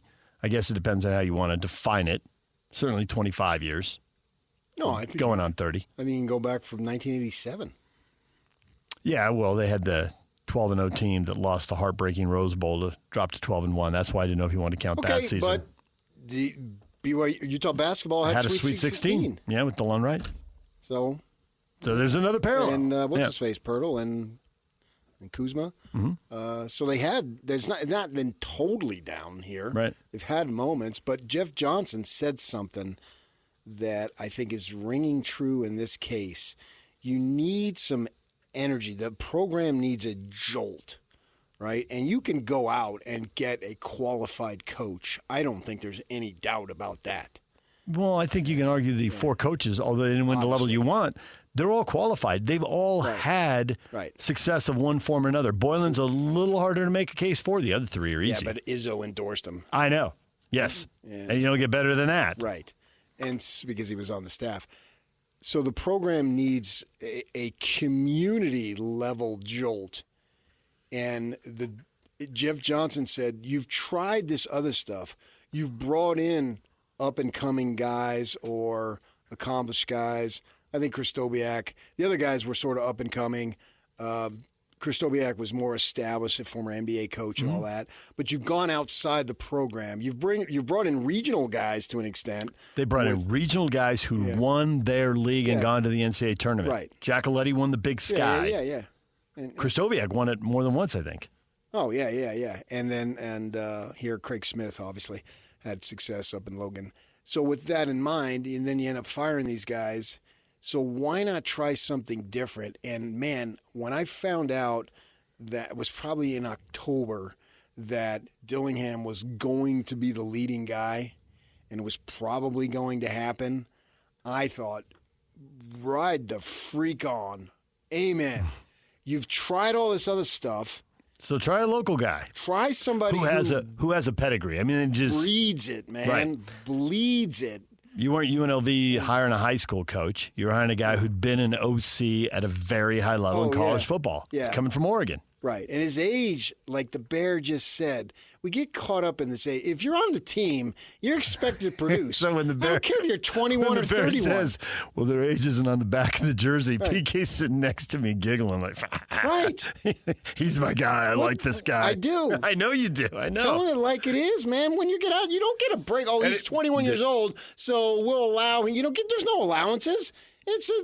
You're playing ball in this place. You're playing hockey. It doesn't matter what the age is. You want the younger guys and develop and all that, but in the moment, their age, who gives a crap? So with that in mind, you have got to go ahead and try something different. And the Devils with Dillingham, whatever their expectation was after 2 years, well, just triple that, quadruple that, because it's gone off the chart, and the community is excited. He spoke to the Diamondbacks yesterday, and they wanted him to come in and speak. And 34-year-old dude talking to Diamondback people, and they're excited about it. Go after one of your own. You've got one of your own right here. You got multiple guys who are qualified. Do it. One of your own who can and will sell it. Yeah, lots of coaches. That's the implication. Lots of coaches don't want to do that. No, they have to do it. And lots of executives don't want to do that. And they don't want to get it. It's like, we'll win, you'll come. Kevin O'Connor gave you a quote like that. And you're right. If you win at the highest level, they will. And if you lose at the lowest level, they won't.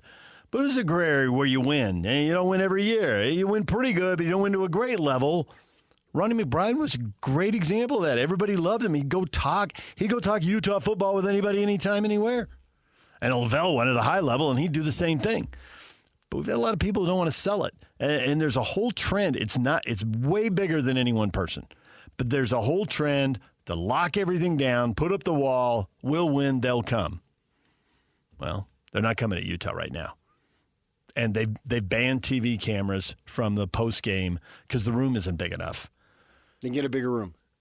Okay, but you've pretty much been in the same room for how many decades? Oh, okay. I've been in, they have done a couple different configurations and changed some things, but this has been room. They aren't exactly beating down the doors. What are you doing? You got another team banning the flagship radio station for Media Day. Get out and sell it. What are you doing? Yeah, totally. I don't understand it, but whatever. DJ and PK coming up next. Josh Grant, former Ute basketball player. He's going to join us next. We have Jazz tickets. If you want to see the Timberwolves Friday night at the Delta Center, call right now. Be caller 12, 801-575-ZONE. 801-575-ZONE. The Jazz and the Wolves Friday night at the Delta Center. Call now and win. Josh Grant next. Join JJ and Alex Friday from 3 to 6 for the 10th annual Salt Lake Off-Road and Outdoor Expo at the Mountain America Expo Center. Check out cool stuff and get great deals while getting in some off-road land use. DJ and PK, we are joined now by Josh Grant, former University of Utah basketball player. Josh, good morning. Good morning. How are you guys doing this morning? We are doing well. How are you doing? I'm doing great. Man, I'm doing really good. You must be important, Josh. I just got an update on my phone from KSL Sports that Josh Grant is joining DJ and PK, so I better listen. Wow. Well, you guys must set me up pretty good then. So the Ute program is at a place where I don't know if I want to characterize it as you wanted it to be here, but I think you thought it needed to be here. Depending on how the season ended, you might have been okay with another year for the soon-to-be past administration and give them another shot here. But you felt like really this was only going to take off if this happened. Am I right? Yeah, no, that's it exactly. In all fairness and honesty, I kind of thought we were about a year past due, so I was very happy to see this. This reminds me of when I covered years ago BYU. You were off doing your basketball thing, and they had in BYU football, I'm speaking of, and I was working for the Tribune, so I was the beat guy, and they went through 3 losing seasons, and the amount of former players that I came in contact with who just obviously didn't like what was going on was just really incredible to me. It was eye-opening how many people, they played for the program and then it becomes a part of their life, even if they're not there every day. I'm wondering, do you see the same thing in basketball with Utah in terms of alumni saying, man, this is really bothersome? I mentioned on one of the radio programs yesterday, when we when we go and we beat Kansas and everybody's so excited and, you think, okay, something's happening. But then you look back at some of the games, like you get beat at Oklahoma State, and Oklahoma State they were really bad this year. And you think about the game last year up at Oregon State, where they were the worst team in the Pac-12, and we had Carlson scored 40 points. We had another guy who had 20 points, and we still lost. Those are the things that really make you think and say, you know what, something's not right. This is too abnormal. There's no consistency, no discipline. And as former players who have gone through the grind, quite honestly, it makes you realize, come on, this is just kind of unacceptable. And so, even if it's from afar, if you were involved in the program in some way, you're paying attention and you're seeing, and it's kind of embarrassing when you had a program that was getting to the Sweet 16 every decade, and they were getting to the tournament quite regularly, and then you're getting beat by some of these teams, and you just think, holy cow, guys, we got to do something better than that. And so when things are going well, everybody kind of stays in the background, but when it starts to get ugly and embarrassing, people start to say, hey, something's not right here. We need to make a change. And I think that started to happen here too. The change is going to involve more NIL money, and we can get to that in a second. But there's also a way of playing that wins constantly and a way of playing that travels well on the road. And PK, I was talking to Josh about a week ago, and I mentioned one shot that one player took in a big game. There's a rivalry game with BYU, and it was a bad shot, and it happened to go in. And, Josh, you remembered that specific play. I think Majerus branded a generation of you with a way to play, and you guys are never going to shake it. I know they're going to need NIL money to compete, but it's not. It's like, this is how you win, and everything else is BS, and you guys aren't going to tolerate watching anything else, because if you can recall one bad shot 6 weeks after the game, I mean, it is really deep in your psyche. And that's how we got trained. It became who we were. And it wasn't just something where Rick would teach something on Monday, and by Wednesday he had forgotten that principle. And that's part of the genius of Rick Majerus as a coach, is if he taught you something on Monday, you were then held accountable Tuesday, Wednesday, Thursday, and the rest of the season. And he didn't just kind of forget what he had taught you like many coaches do. And he would question your footwork. And it got to the point where you were questioning your own footwork all the time. And that's what made it so your footwork was always good, because you were always aware of it, always thinking of it. And so it is absolutely in there. This is the problem I have going to watch basketball games. My wife is telling me, you need to be more positive for your team. And I can't, because I see how things are supposed to be, and I compare that to what I'm watching, and it's not rocket science. Rick used to say that all the time. It's not rocket science. It's pretty simple. The principles are basic. You just have to have the discipline to do it, and especially on the defensive end. And that's where I think we've shown our weakness over the last number of years. When you go to Oregon State, the worst team in the Pac-12, and they beat you like 90 to 86 or something like that, how is it possible the worst team in the Pac-12 can score 90 points on you? And that's the travel part, right? If you go to West Virginia, you go to Cincinnati, you go to Oklahoma State this year, you got to play defense, because you don't know if you're going to shoot the ball that well, but you can get stops. And I just have not seen that, and I don't see the good defensive principles, or I haven't seen the good defensive principles, and that's the part that makes you start pulling your hair out, because you beat Kansas at home, you have some ability. Why don't you execute on the defensive end on the road and maybe win some games? I mean, there's no reason why we shouldn't be the best of the lesser Big 12 teams right now. No reason. And we should be going to the tournament, and we're not, and it's because we don't travel well, and that's because we don't defend. We don't have good team concepts on defense. We had on Jeff Johnsen, and he brought up a point. He said, they've tried bringing in outsiders to run the program, and that's a hit and miss. Majerus was an outsider, and obviously he had massive success. And then they brought in 4 other outsiders, and they didn't have the success, and I don't know that anybody's going to equate his success, but they didn't have enough success. And he's thinking now, the point being, how about we try one of our own? There's a guy there who grew up here and played at Utah, is in the NBA, Alex Johnsen. What do you think about the premise? It doesn't necessarily have to be him because there's other guys too, but the idea of bringing in one of your own. My opinion is very, very strong in favor of Alex. I don't know if I agree with you that there are others. I think Alex is the guy who coached under Rick. He understands the good, solid principles. He's had his own teams in the D-League. He's been the D-League Coach of the Year. He's worked in the NBA. He understands player development. He was one of those guys that Rick hired, and the only reason why Rick was able to have the success he did is because Jeff Judkins helped him understand the Utah culture and how to win in Utah. And if Juddy wasn't there to kind of show him the way, I don't know that Rick necessarily figures that out, because everybody comes to Utah and they think, oh, Utah doesn't have great basketball players. We got to go recruit everywhere else. Well, if you look back at the history of Utah basketball, the teams where they've had the most success, they've had a really good core of in-state players, because those players are smart. They value the ball. They don't turn it over. They play together. They're good shooters. But most importantly, they're coachable, and they play hard.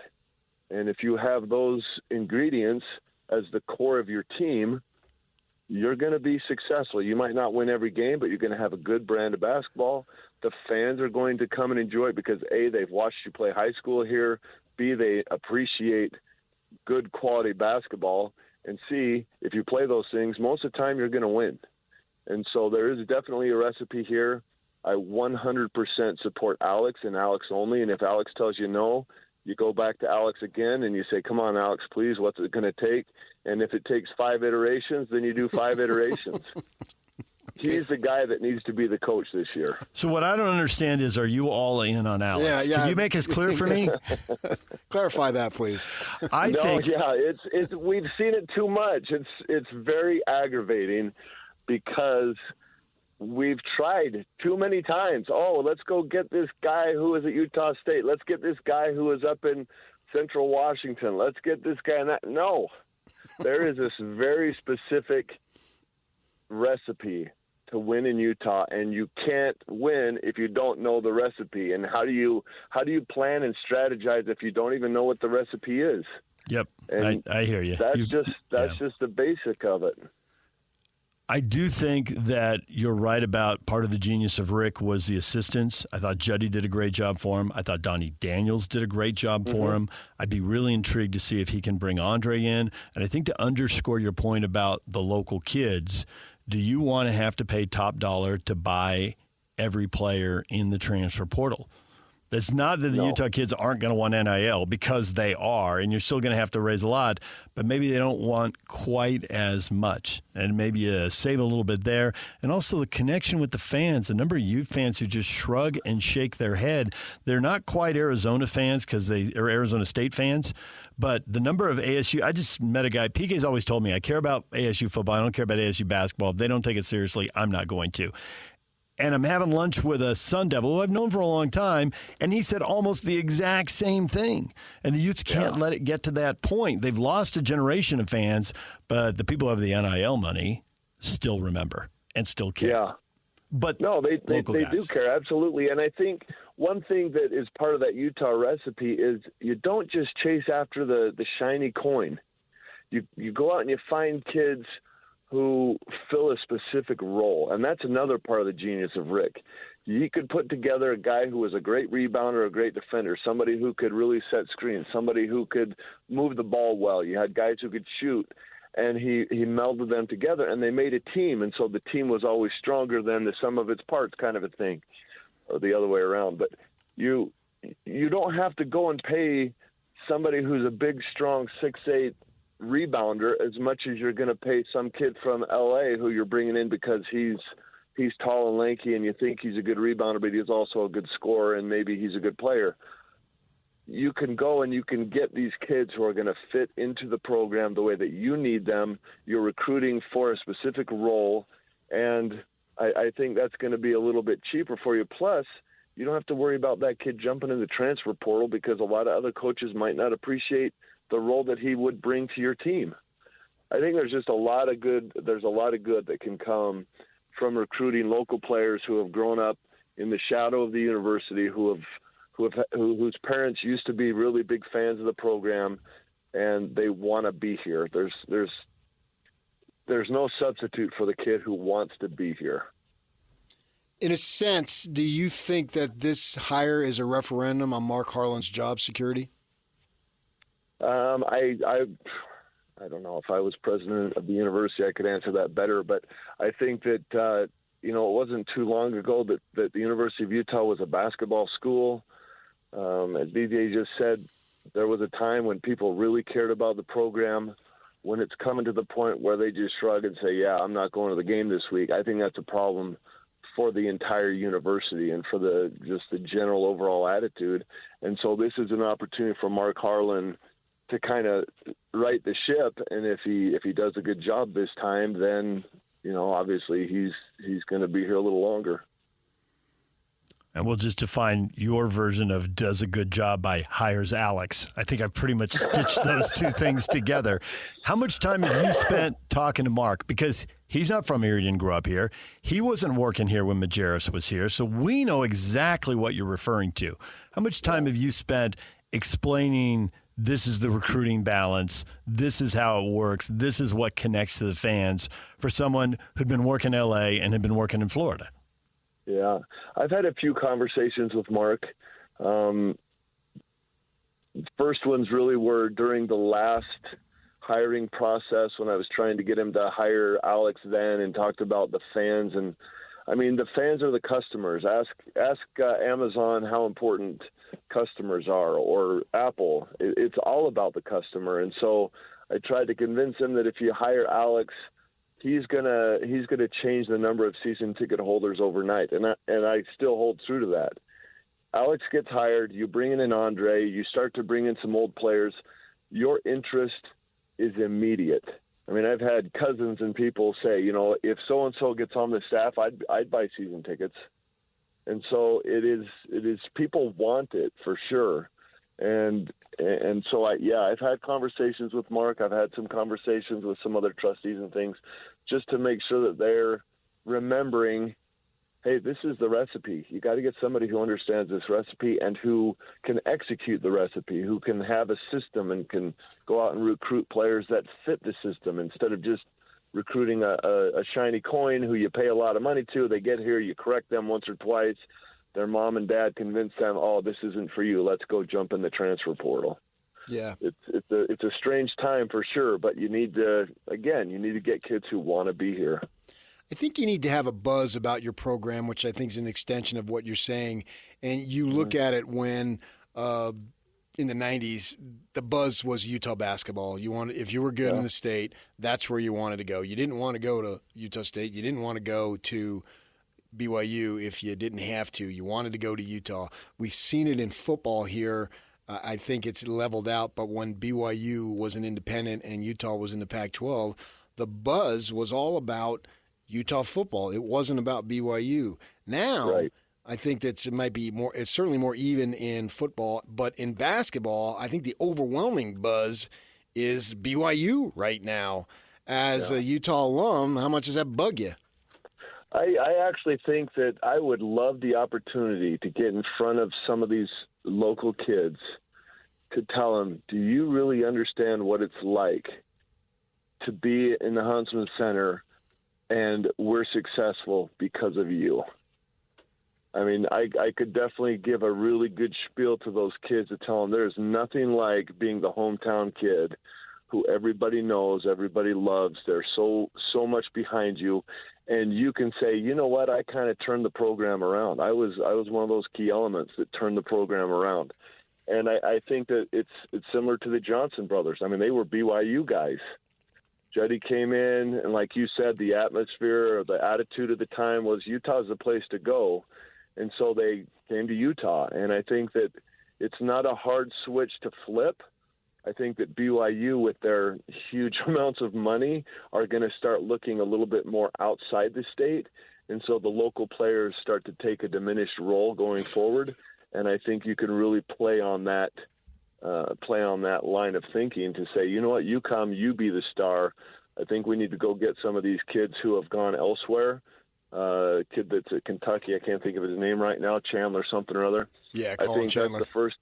Yeah, that's the kid you go get him right now. Bring him back. Let him be a star here rather than a guy coming off the bench playing very little at Kentucky.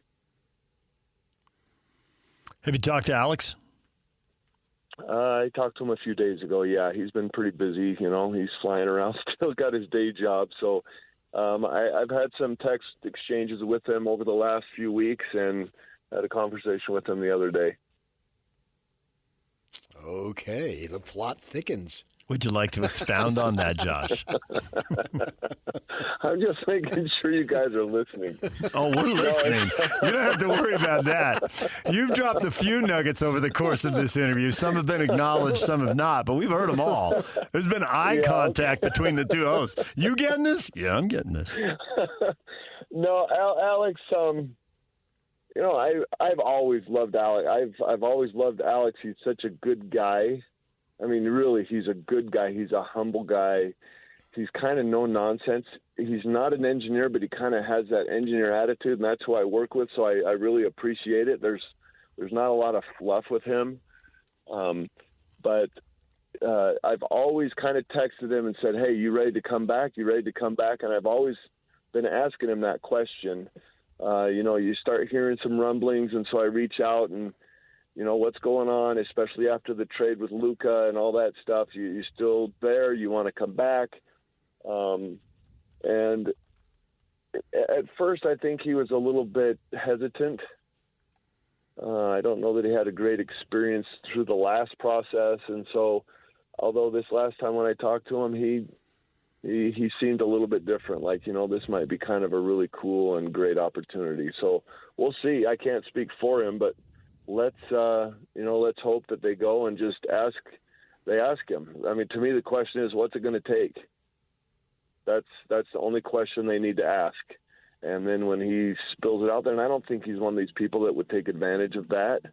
He's just going to say, okay, I need X, Y, and Z, and I need to make sure that I know he's thoughtful of his assistants.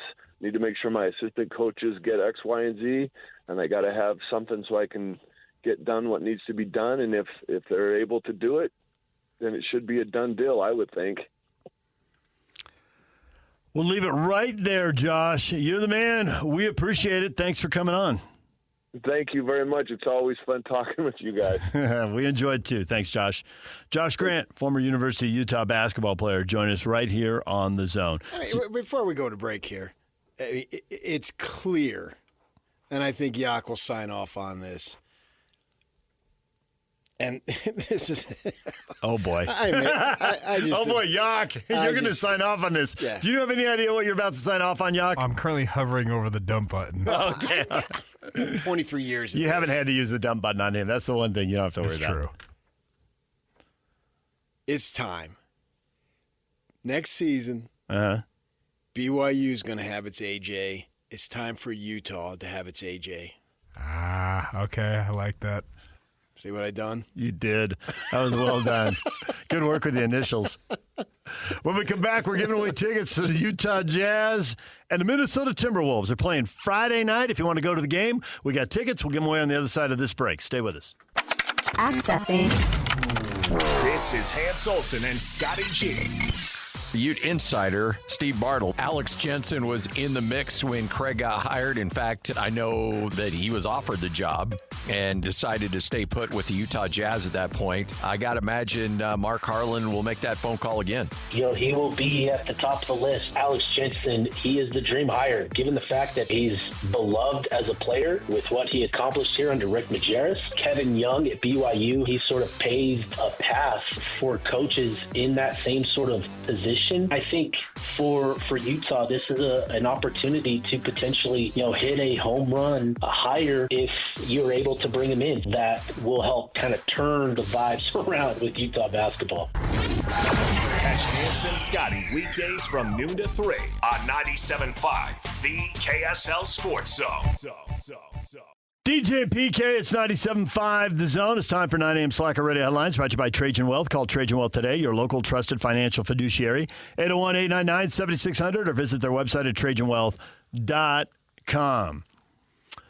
Utah Jazz almost picked up a win last night, but they didn't. Will they almost pick up a win Wednesday against Sacramento? No, they better not, man. Or Friday against Minnesota? I had way too much anxiety in that freaking game. We have two. That's a good thing, though. We have 2 tickets to see the Jazz play the Wolves Friday night at the Delta Center. Caller 12 right now, 801-575-ZONE, wins a pair of tickets to watch the Jazz and the Wolves at the Delta Center. 801-575-ZONE. If you don't win now, Jake and Ben will have tickets at 10:30 and 11:30. It's a good thing. I get what you're saying is that some of the players have to play well in order for you to have anxiety because that means they're in the game. I understand that. Yes. But there's too much at stake for them to lose. Well, that's why they ran out a second quarter lineup and left it out there that was too young and too small. And if I can figure it out, Will Hardy can figure it out. I mean, they gave up an 18-0 run. Fine. The other 3.5 quarters, didn't you think they drafted some young players who have some talent and they can do a few things here? Now, back to Locke's point, you need a top 10 guy, you need a top 20 guy, you need a top 50 guy. And I don't think any of these guys are those guys, so I don't want to oversell them.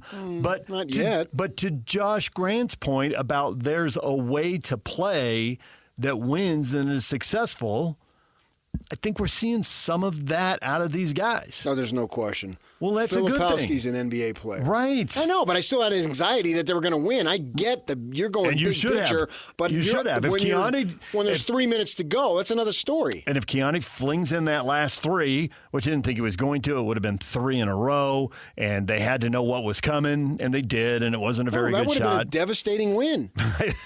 Devastating win, a phrase that doesn't get used often enough. Because I just don't see the Pelicans losing that much. I don't see the Hornets losing that much. And obviously the Wizards have already established themselves as the worst team, so they're going to be fine. And you don't want to be 4th worst and have a chance. No. Although you're decent with your odds at 1, 2, and 3, there's also a pretty good chance you end up sliding to 6, 7. You don't want that.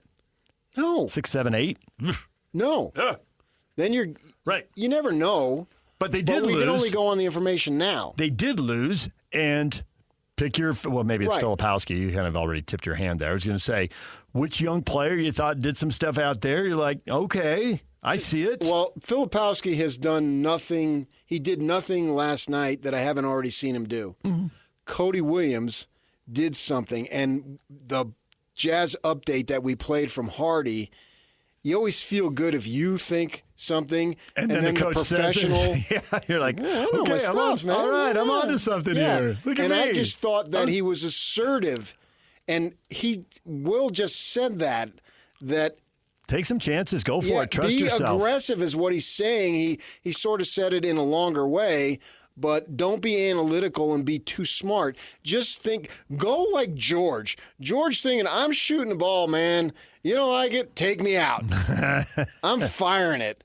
I want to see Williams over these next 20-plus games to have that same kind of attitude because between now and the middle of April, when the season ends, this is an extremely important stretch for Williams to show you can count on me in the rotation next year. And there's spots available. Right now, and I don't know who's going to be on the team next year, but just of the young guys, move the veterans aside. To me, as next year, the only lock starter is Kessler. That's it. Because anybody else might be moved? Well, put the veterans away. Just exclude Collins, Clarkson, Marketing. So if the veterans are back, then the young guys aren't getting past them. Right. I understand that if Marketing comes back, he's going to play. I get that. And if he goes, he opens the spot for somebody else, depending on who comes back. He's talking about the guys you've just drafted or acquired in the last 3 years. So do you know Filipowski is a starter? I do not. Do you know Sensabaugh is a starter? I do not. Right. Do I know Isaiah Collier is a starter? I do not. No. And so that's where Cody Williams fits in, and he needs to think, I want one of those spots next year. That spot, if you want to go small forward in the traditional sense, that's my spot. I want that. And then let them decide who plays around me. Mm-hmm. He's got to have that mindset. I'm a BA.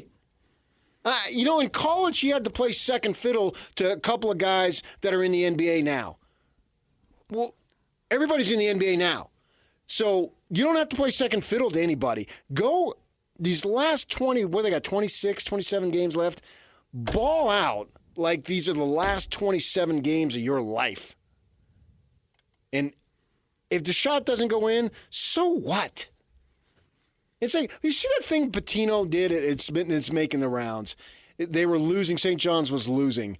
And he says, nobody cares if you miss a shot. Go down and bust it at the other end. And then come back and bust it on that end. And he gave a fiery speech and a couple F-bombs in there and all. And then they won the game. Vintage Rick Pitino. Yeah. Ball the freak out at all times. But didn't you think you saw that out of multiple young guys? Because you came in yesterday, and you're right, Portland with that win is now 12-5 in the last 17 games. So they're going through a rebuild. They got some young guys. They've had a nice stretch now, 17 games, almost a quarter of a season here. Yeah. And they played pretty well. And I know the opponent isn't playing their best guys every night. I'm sure they got a soft spot in the schedule, That's blah, Portland. blah, blah. Who cares? Right. And the Jazz were right there toe-to-toe with them when they were sitting 5 guys. If the Jazz don't sit all those guys, they probably win that game. Oh, understood. Yeah, I got that. But thankfully they did. Right. This is they're trying to get an elite player in the draft. We get what they're doing, but this isn't really a 14-43 team. And I was sitting there watching them play last night thinking, it's not a 14-43. They had to sit 5 guys, and Will Hardy left a lineup out there that in another game, in another season, another time, the timeouts get used differently, the substitution pattern is different guys are available, and that 18-0 run doesn't happen. Yeah, that was an enormous hole to dig. But they needed to happen because they love to talk about, rightly so, Utah's the place to be. Mm-hmm. Right? It's a great place to be. I'm on board with it. I was on board with it with Kevin or Dennis Lindsay. Well, with Kevin O'Connor, actually. Yeah. Well, By the time you were so familiar with that storyline that you could joke with Dennis about it. Right. Yes. And they've taken it up a notch. I've got no problem acknowledging that. So you can get one of these top guys, and why the crap can he build a statue legacy here like the statues did?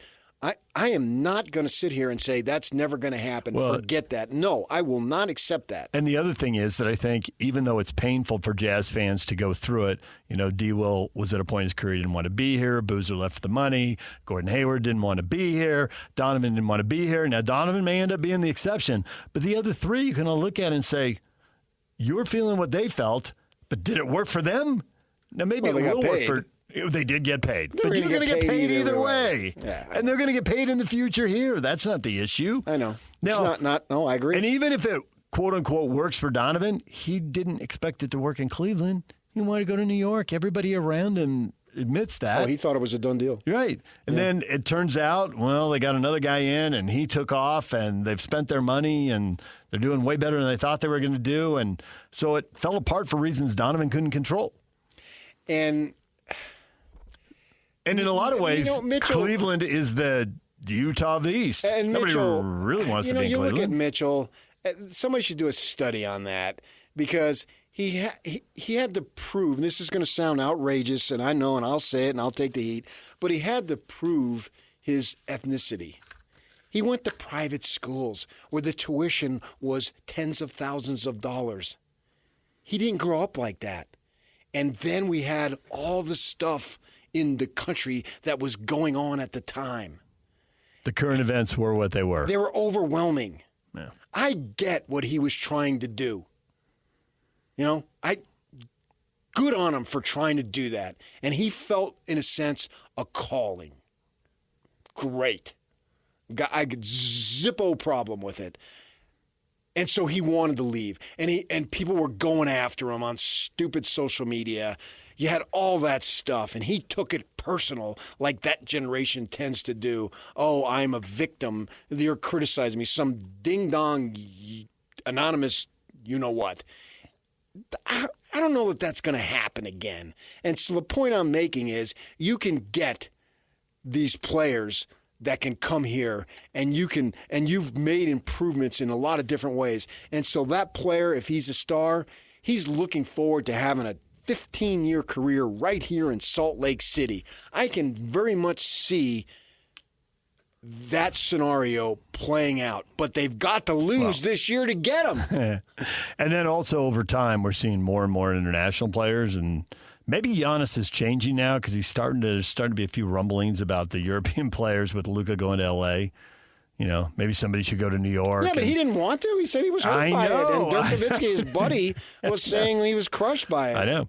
So I think guys want to build a legacy, man. Where did Kobe build his legacy? Well, people always want what they can't have. And once you have as much money as NBA stars make and are going to make going forward, because if you thought $30 million was outrageous, we've already gone to 50, and it's clear we're going to 70 and 80. It's pretty much cooked in with the TV deals. The cap will go up and the salaries will be given. They were talking about Phoenix Radio just yesterday about paying Booker $70 million. Right. And so once you have that kind of money, you always want something you don't have in life.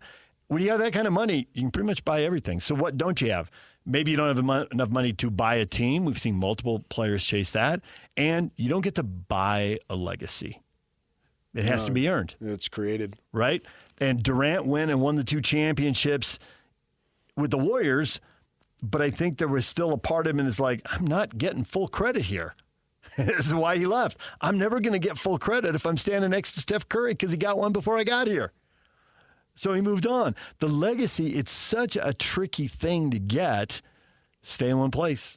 It's sweet if you get it. Stay in one place. It's sweeter. And it can't be bought. Will anybody have a legacy the way LeBron does, moving as many times as he did? I mean, that's part of the magic of LeBron. He did it, but it feels like a one-of-a-kind deal. Oh, for sure.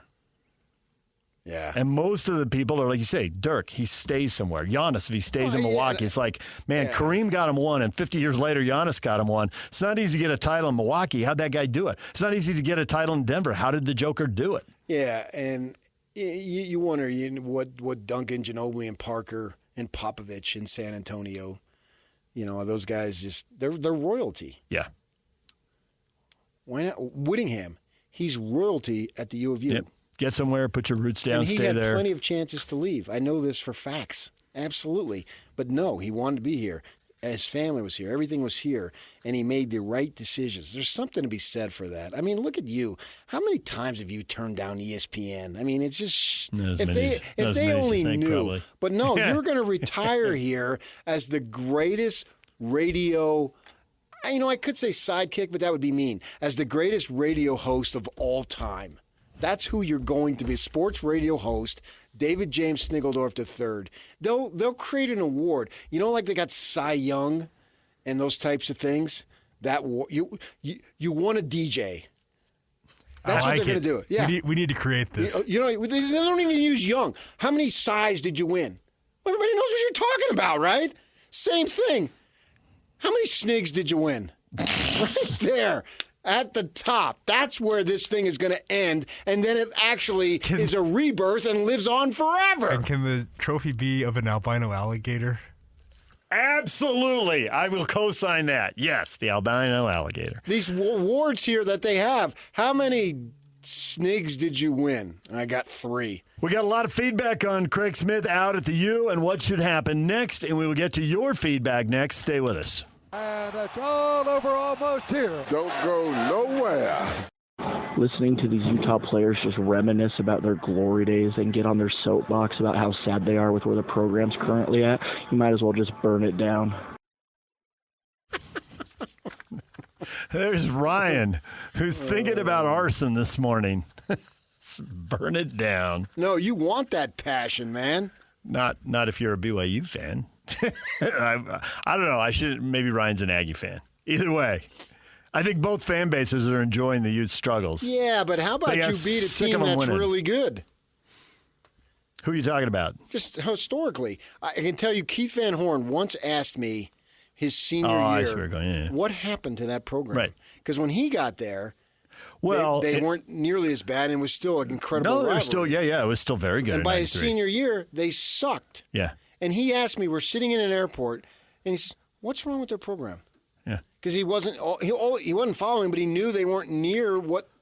No, he'd play against them a couple times a year, and he could see the drop-off in those games. Yeah, and it wasn't near as fun to beat those guys. Well, I would say that to the Aggie fans is like, well, we'd love to beat them, but they won't play us. So let me just say that for Aggie fans, and save your breath, USU fans. That's another story. Don't call in, Scotty G. I know what you're thinking. Yeah, we've all been on that. Right. That's so stupid. It really is. They should play every year. I mean, you need buzz that time of year, and these schools playing each other, particularly the big three, that gives us a buzz. And we want buzz. And call the TV networks and say, what time slot do you need? Where can we put this? We got to create value for our league. Whichever league you're in, it doesn't matter. If you're not in the SEC or the Big Ten, you got to create value for your league. It's a good game. The crowd's going to look good on TV. TV's going to love it. Big 12 showdown in a couple of years. See? Yeah. Sell it.